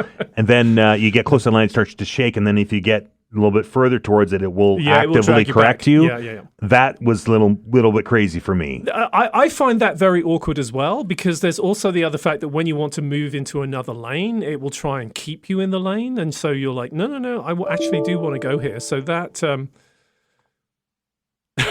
wasn't me this time, everybody. That was Dr. Rob. I'm on mute. Literally, I'm on mute. So anyway, I don't know who that was. Maybe it's me. Oh, actually, it's you know what it is? It's Vanessa. So there you go. Oh, it's neither of us. There we go. So anyway, Rob. So she's got the shame today. So so you want to see some more empirical data before you're completely comfortable. So here's the reality of these systems: that as they do more driving, there's going to be more situations in which they learn about what the software needs to do, and AI is not magic. Right, let's be absolutely clear on that. And funnily enough, there's been some recent stories about how we may be hitting the limits of large language models right now. But they depend upon the training that they receive. And so if they are in such a situation they're dealing with something they haven't seen before, they're what's called out of distribution, out of their training set. And that's a situation that's potentially, not always, but potentially dangerous. Right. And so there's a lot of concern about this. I mean, most of the accidents that we've seen, when you go back and you debug everything, you see the system literally didn't know what to do with the situation it was presented with.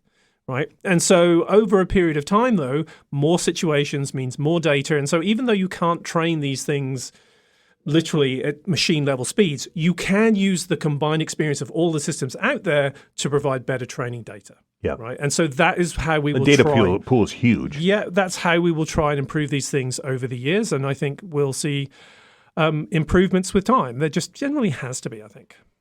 I've been in a lot of taxi cabs and Ubers that needed some more data, let's say, when they were driving. So there's particularly like Toronto, for whatever reason, I always feel like my life is in somebody else's hands, and it's teetering on the edge when I'm in. And maybe it's just because I'm not used to the crazy that is Toronto traffic. But that being said, I don't know if I'd be any less comfortable with an automated car in that situation. Driving in Toronto is interesting in the sense that if you want to get into basically a pile-up, right, you've got to wait for someone, which means as a driver, you have to catch their attention, right, to let you in. And I've always found like people who've grown up with that, just do it. They have this natural way of doing it. I had a good friend, Arthur, who was like an amazing driver around Toronto. He's like, traffic going to be a bit, and he'd just make eye contact with someone who's in the line and they'll just stop, let him in. And that's actually a skill. And if you don't have a driver there, right, and it's a driverless car, what are you going to do? Well, does a driver? We're going off on a tangent here, but does a driver like my commute in this morning coming in on 102? Right, you get to the mash of traffic when you're at the Joe Howe Bridge, and then there's traffic coming from Fairview, and it's kind of that zipper merge. Does an automated car know about zipper merge, or will it not let anybody in? So I mean, funnily enough, in some countries, the zipper merge is the actual way you're supposed to merge. So in Germany, for example, right, that is how lanes are supposed to merge in Germany. So you can train systems to deal with that. That's not a problem. It's the question of whether other drivers are difficult. So that's, I think, the interesting thing. Because if all of the other cars were driverless cars, I actually think that system is really quite safe.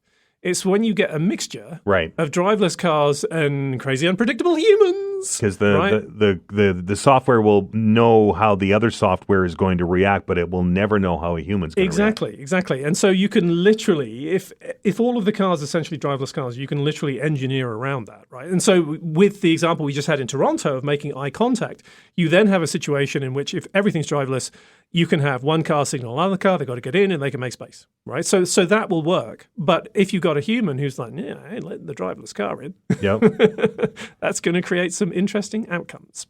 902-405-6000. Let's head to the phones and we welcome Patrick to the program. Patrick, how are you? Good. Hello, gentlemen. Hey. Thanks for taking my call again.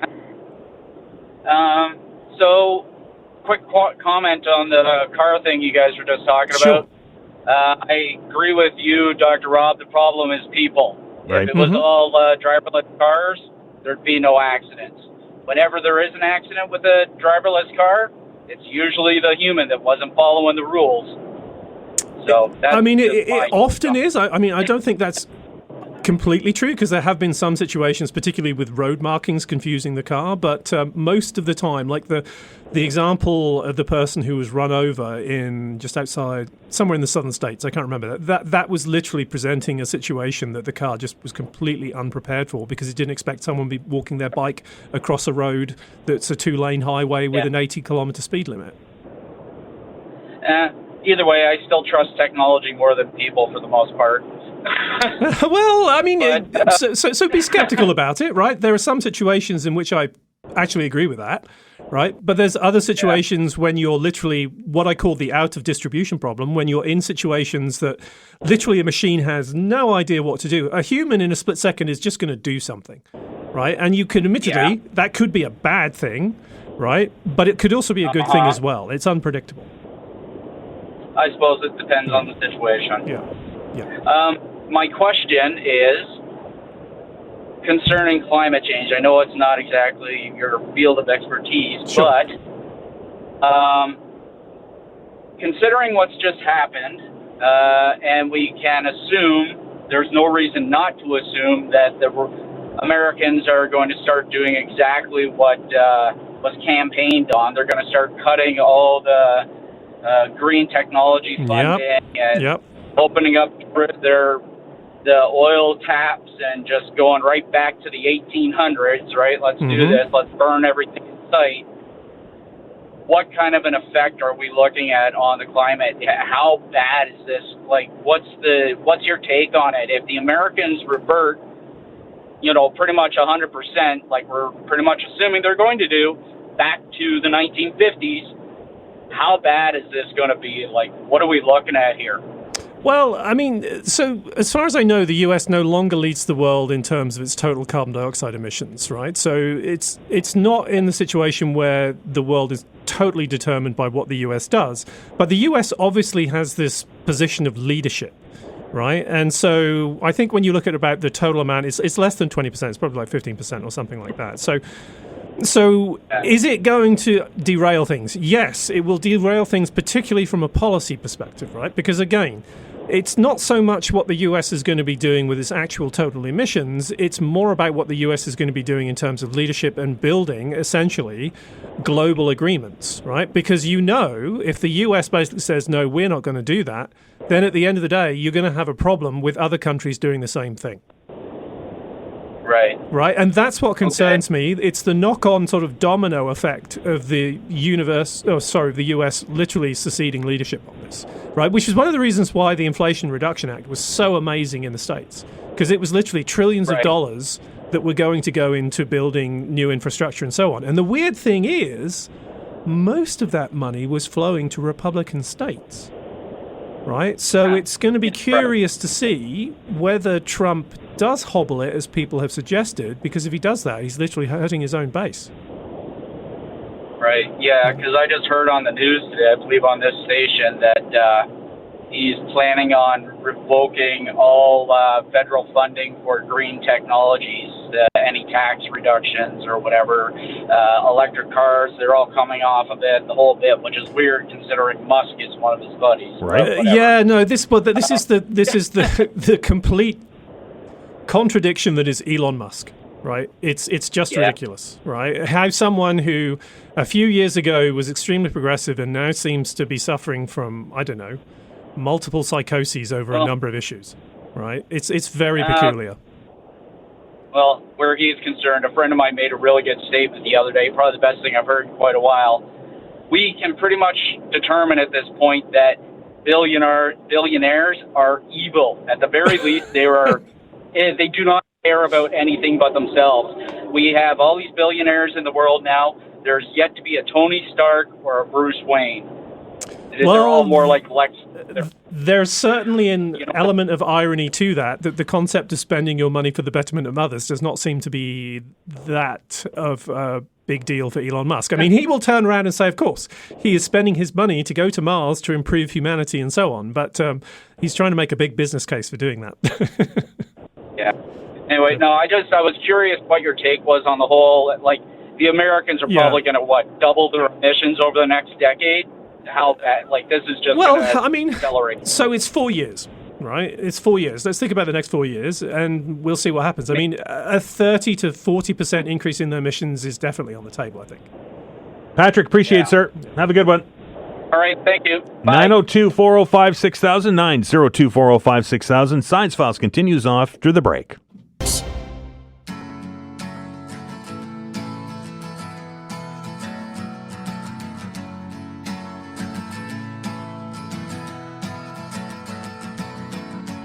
Welcome back. This is Science Files. He's Dr. Rob Thacker. Telephone number is 902-405-6000 if you have a science question you'd like answered.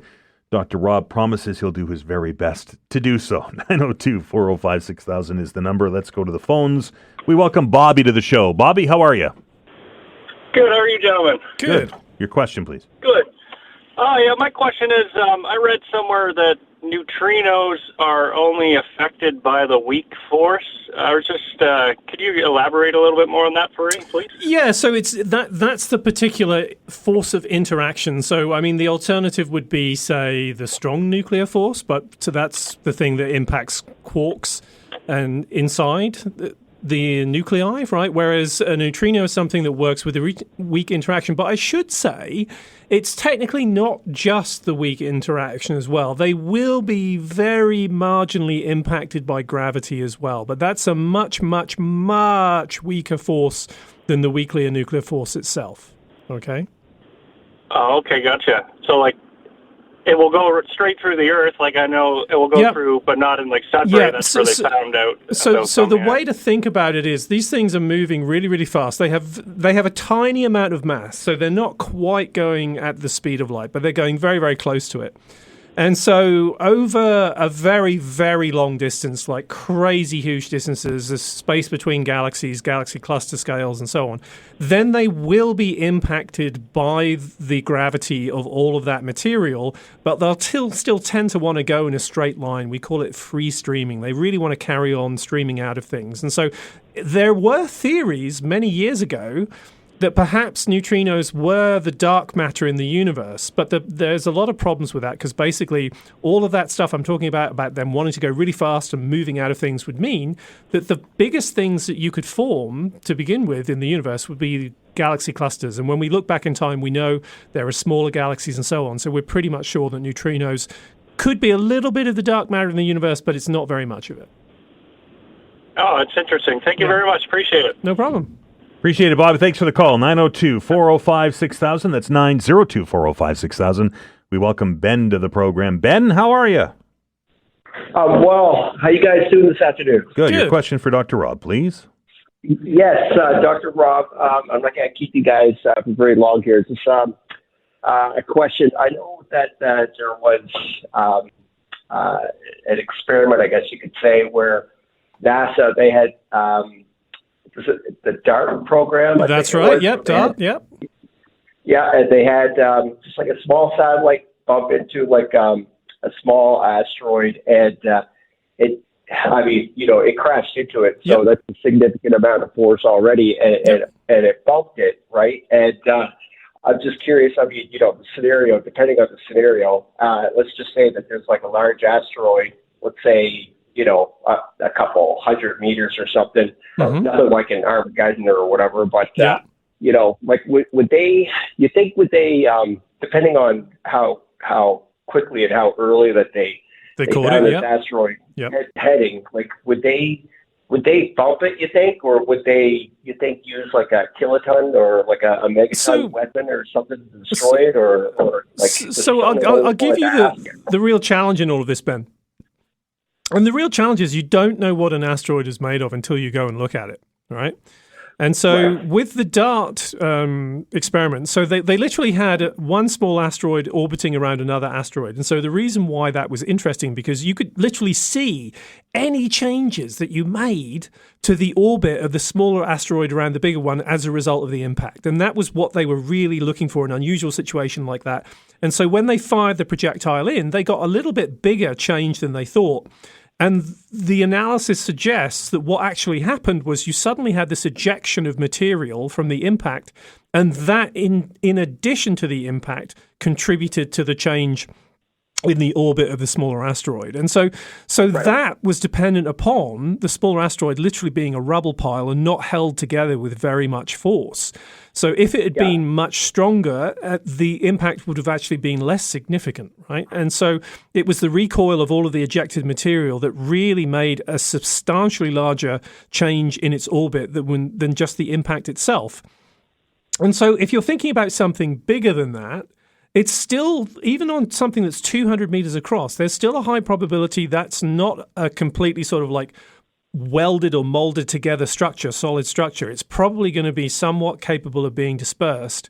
And so at the end of the day, right, and I know people sort of like think, oh, would a big nuke have a big impact? You got to remember that nukes don't have a big impact in space, right? The reason why nukes have such a huge impact in the atmosphere is because you literally create this percussive shockwave that is incredibly damaging, right? As soon as you take a nuclear weapon outside of the atmosphere and you don't have that, there's really not that much momentum in the material because there's just not very much mass there, right? And so it's always surprising to people when you say, look, well, in space, the worst thing that nuclear weapons do is that they release this massive electromagnetic burst that does a huge amount of damage to any electronics and so on. So that's really what the concern with nuclear weapons in space. Otherwise, they actually are much less effective in terms of their explosive capability in space than they are on Earth, right? So at the end of the day, what you're thinking about is, wouldn't it be better to just like literally throw things off and move it that way? Because that's all a rocket is. You're literally throwing things out the back of the rocket, right, with the exhaust. If you can do that early enough, then you can deflect it and you can divert it away from where it's going to be. Right. So chances are, God forbid, if we were to like encounter a scenario like this, they would try and bump it out of the way rather than just like blow it straight out. There's literally, if it's really close, blowing it up is just crazy because then you create a bunch of smaller pieces which are going to rain down. You create more surface area, so you create literally more heating on this thing. And you create a bigger debris field. It doesn't make sense if it's really close. You might as well just live with the single impact. Right. And probably chances are, I mean, it probably would be kind of close, air quotes, right? Close because of us detecting it like later or whatever because the sky's so big, right? Well, if it's something that's about 200 meters, that's a tricky size because that's going to do a lot of damage. I mean, something like Tunguska was probably 200 meters, maybe half a kilometer, right? So that's big enough to do a lot of damage. But the thing I always point out to people is only between 1% to 2% of the surface of the Earth is a habited region, right? So there's a lot of space, for this thing to come down in. Yeah. Thanks, Ben. We're out of time, man. Appreciate it. You guys take care. All right. Thanks a lot. Yeah. 902-405-6000. Science Files continues on the other side of the news. He's Dr. Rob Thacker. I'm Dan Olstrand. We're back in a minute.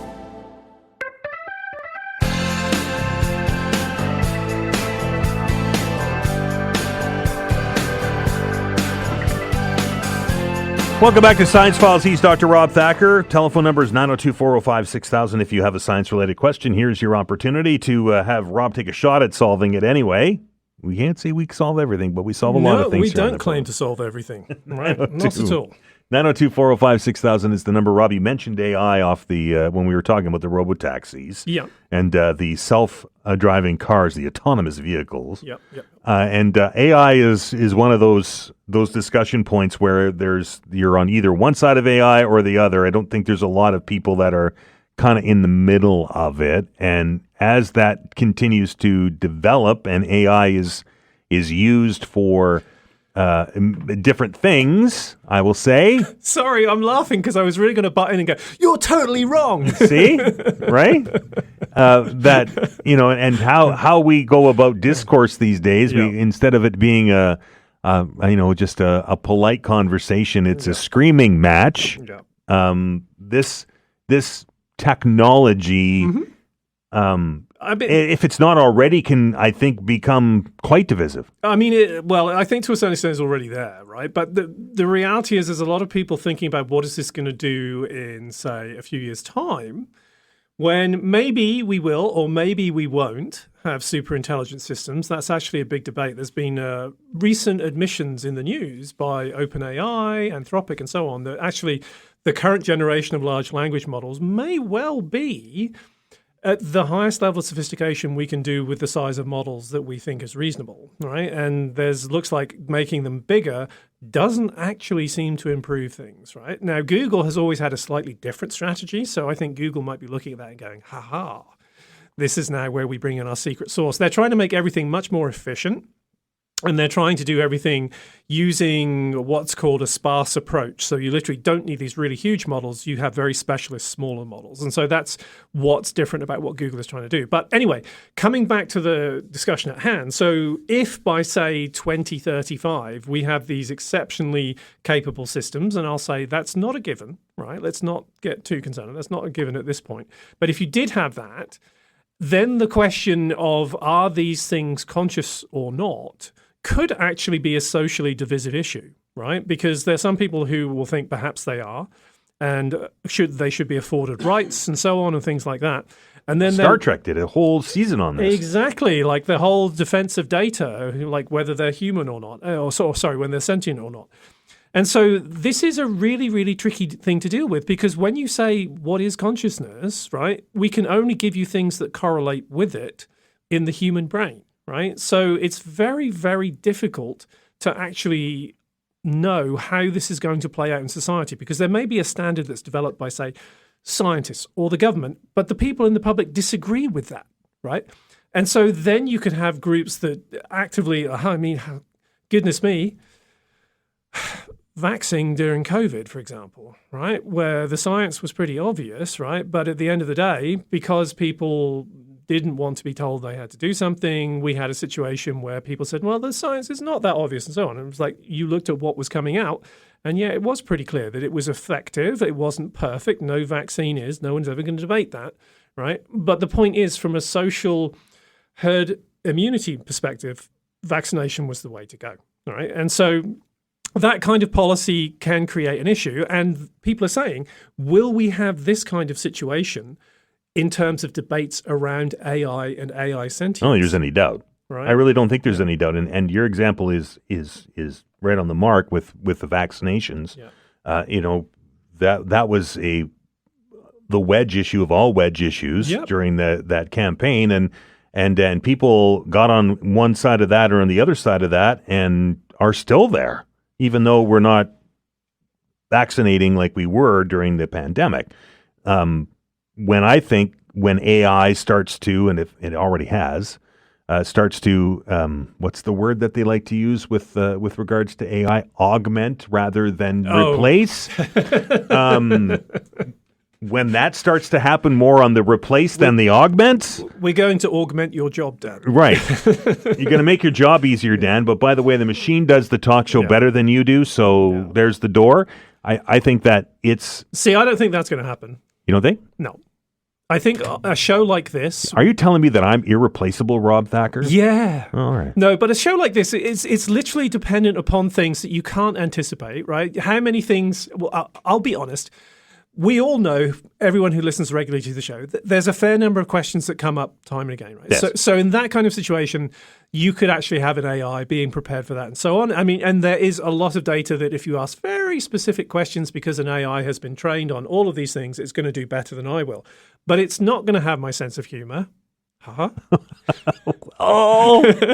it's not going to have my sense of irony, right? And that is the thing that many people are tuning in for, because I don't think there's anyone who listens to the show who tunes in because they think I know everything, because I don't know everything, and I'm quite happy to admit that.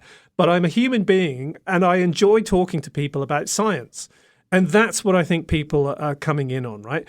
So there are always going to be things where these AIs can do better, but then at the end of the day, the impact is potentially so significant that how people react to that is going to be quite divisive, I think. And particularly, we talked about this as well with universal benefits and things like that, that if you create a situation in which these systems start removing labor, start literally making people poorer, there's obviously going to be a huge reaction.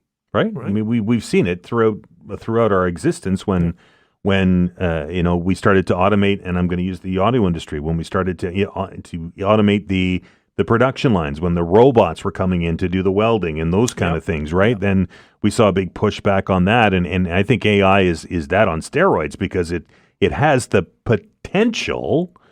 I don't know if we're there yet, and don't know if we'll get there, but it has the potential to do a lot more than just repetitive tasks. So this is the thing. Like, I mean, people have been forecasting because they just extrapolate the performance on the basis of what we've seen. And there's a lot of evidence we may be hitting the limits, right? There's a guy called Gary Marcus who works in AI, and he's been saying this for a while.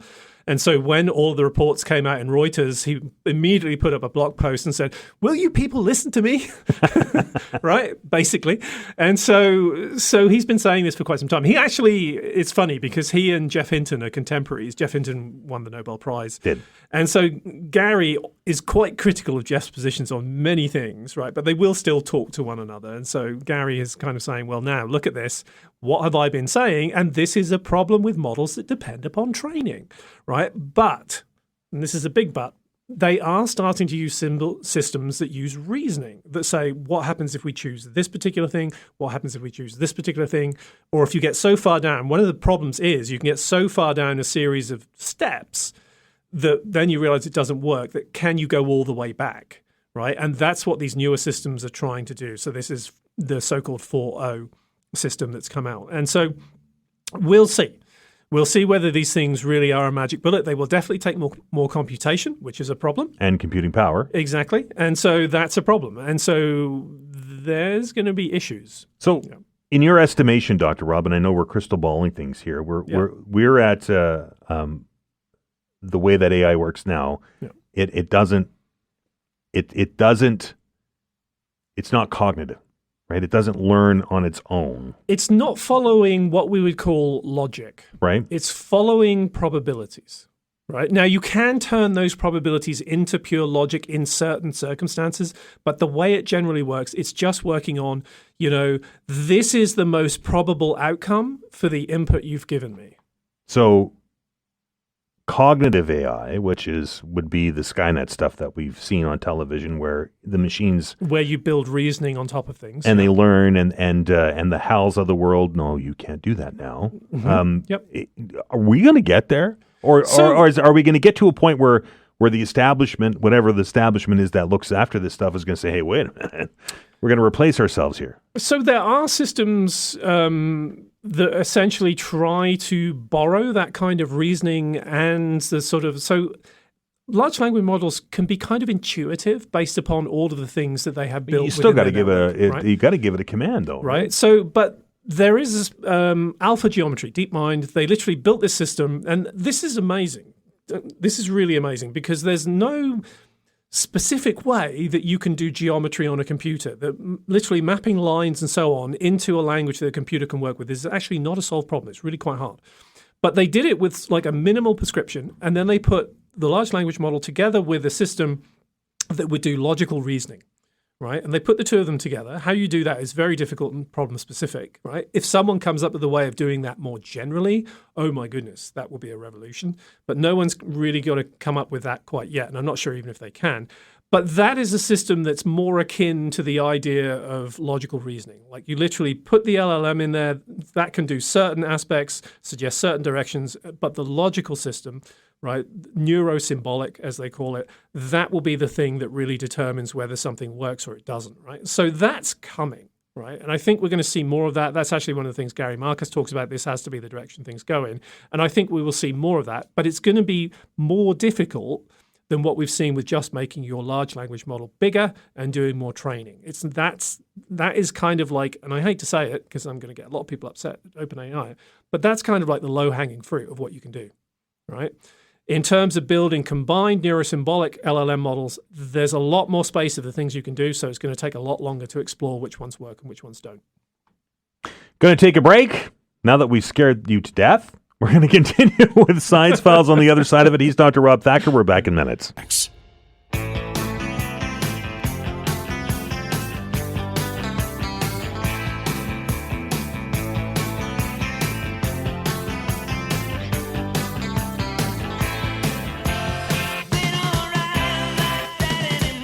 AI is always a fun topic of conversation, isn't it?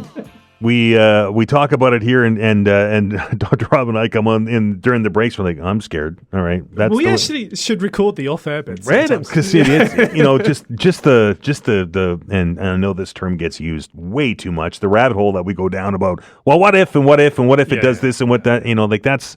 I think that discussion on it is healthy, and I think that it's important that we have forums like this that we can do that because, maybe we can. Down the line, maybe we build into the research or into this development of AI some kind of safeguard so that we don't get to the point where it takes over and won't let me open the doors. The alignment problem. I mean, there's a lot of people working on this now.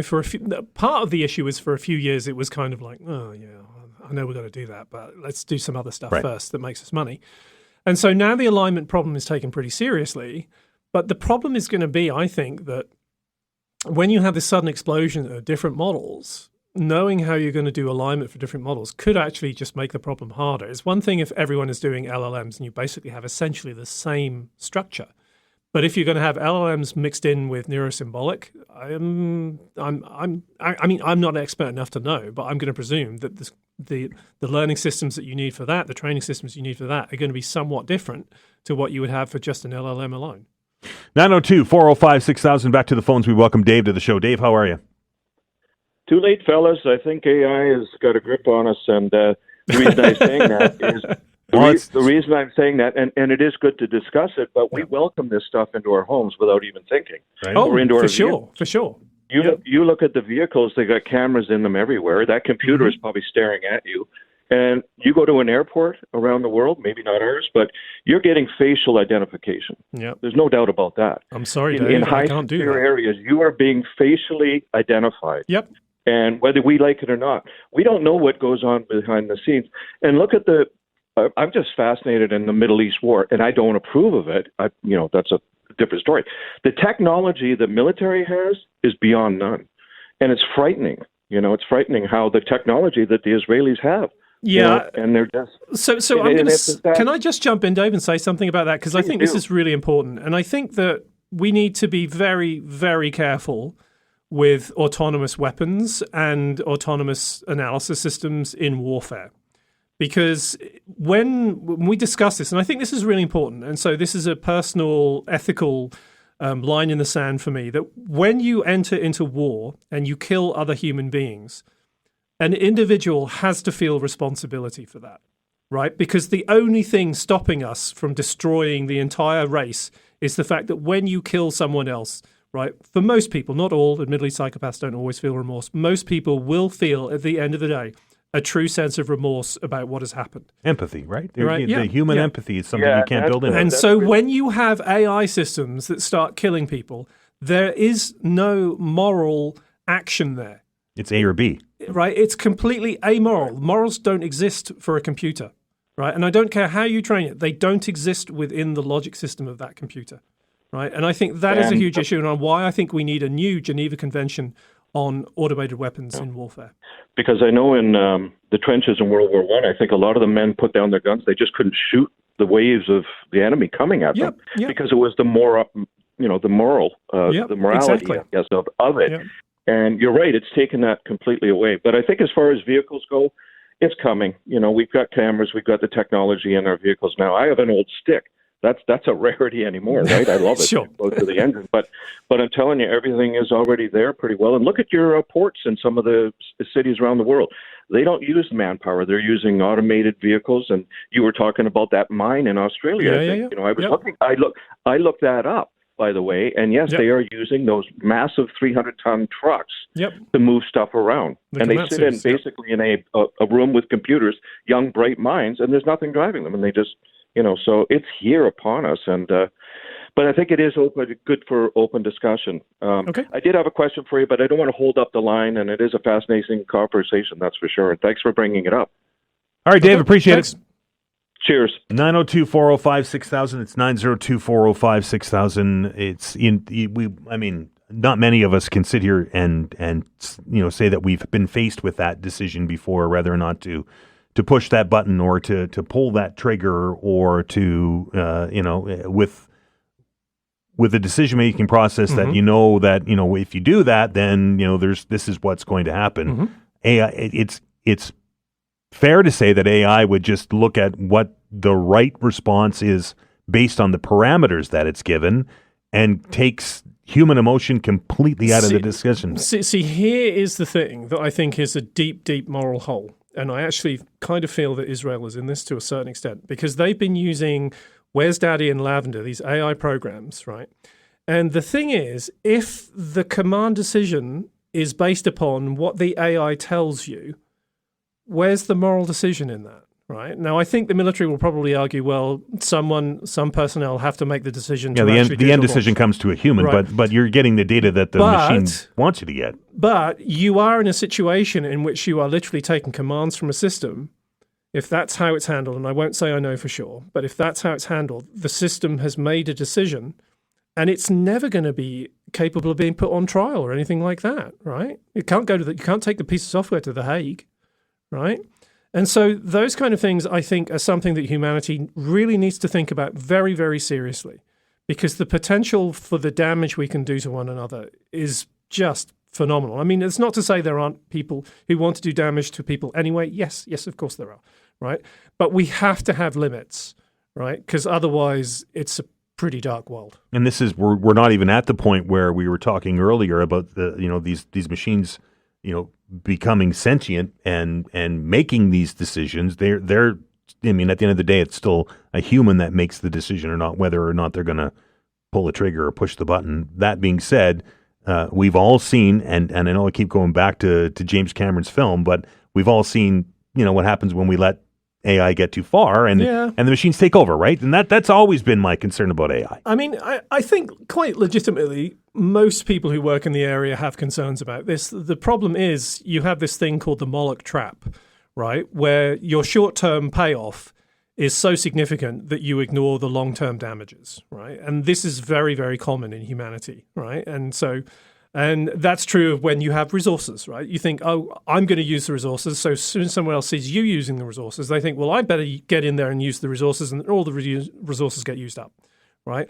That kind of situation can lead you to very bad situations. And so we need to avoid that with having basically war turn into this purely numerical thing that's going on in the electronics of AI systems. I mean, that is just beyond comprehension. And we're already taking the human element out of it. I know we're going down a rabbit hole, but we always taken the human element out of it when we start using things like drones. And, that's a problem as well. Where there's a human driving it, but that human is in Nevada somewhere, and the drone is in operation somewhere in Europe or in the Middle East. So, it's the more that we become less impacted as a human outside of the battlefield, the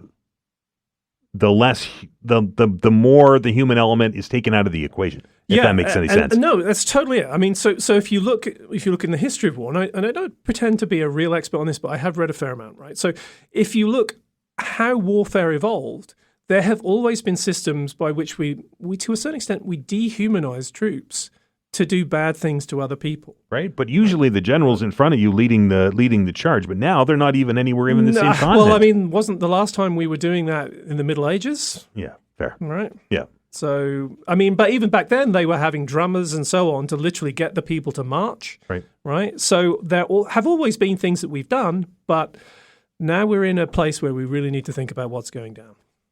That's a pretty heavy episode, Dr. Rob. It's sometimes good to think about the really heavy stuff. Beetlejuice.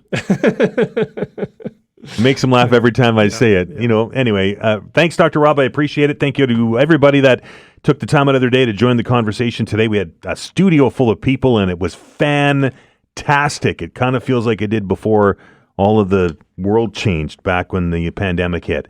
Anyway, thank you to each and every one of you who picked up the phone, dialed the numbers, and joined the program. You make my day each and every day that you do it. A special thank you to Vanessa Vandenez on the other side of the glass. She's the one who keeps this thing rolling, people, and if it wasn't for her, it would be chaos. Tomorrow, we're going to talk about the homeless encampment in Wolfville and the struggles that community's having dealing with it. And also, Halifax Stanfield International is ramping up for the winter season. We've heard some announcements over the last couple of days of new routes that are coming in and additional flights that are being added at the airport. We'll talk about that, and we may have something in the prize closet, too. Make sure you tune in for that tomorrow. Have a great day, everyone. Stay out of trouble, and remember, be kind to one another.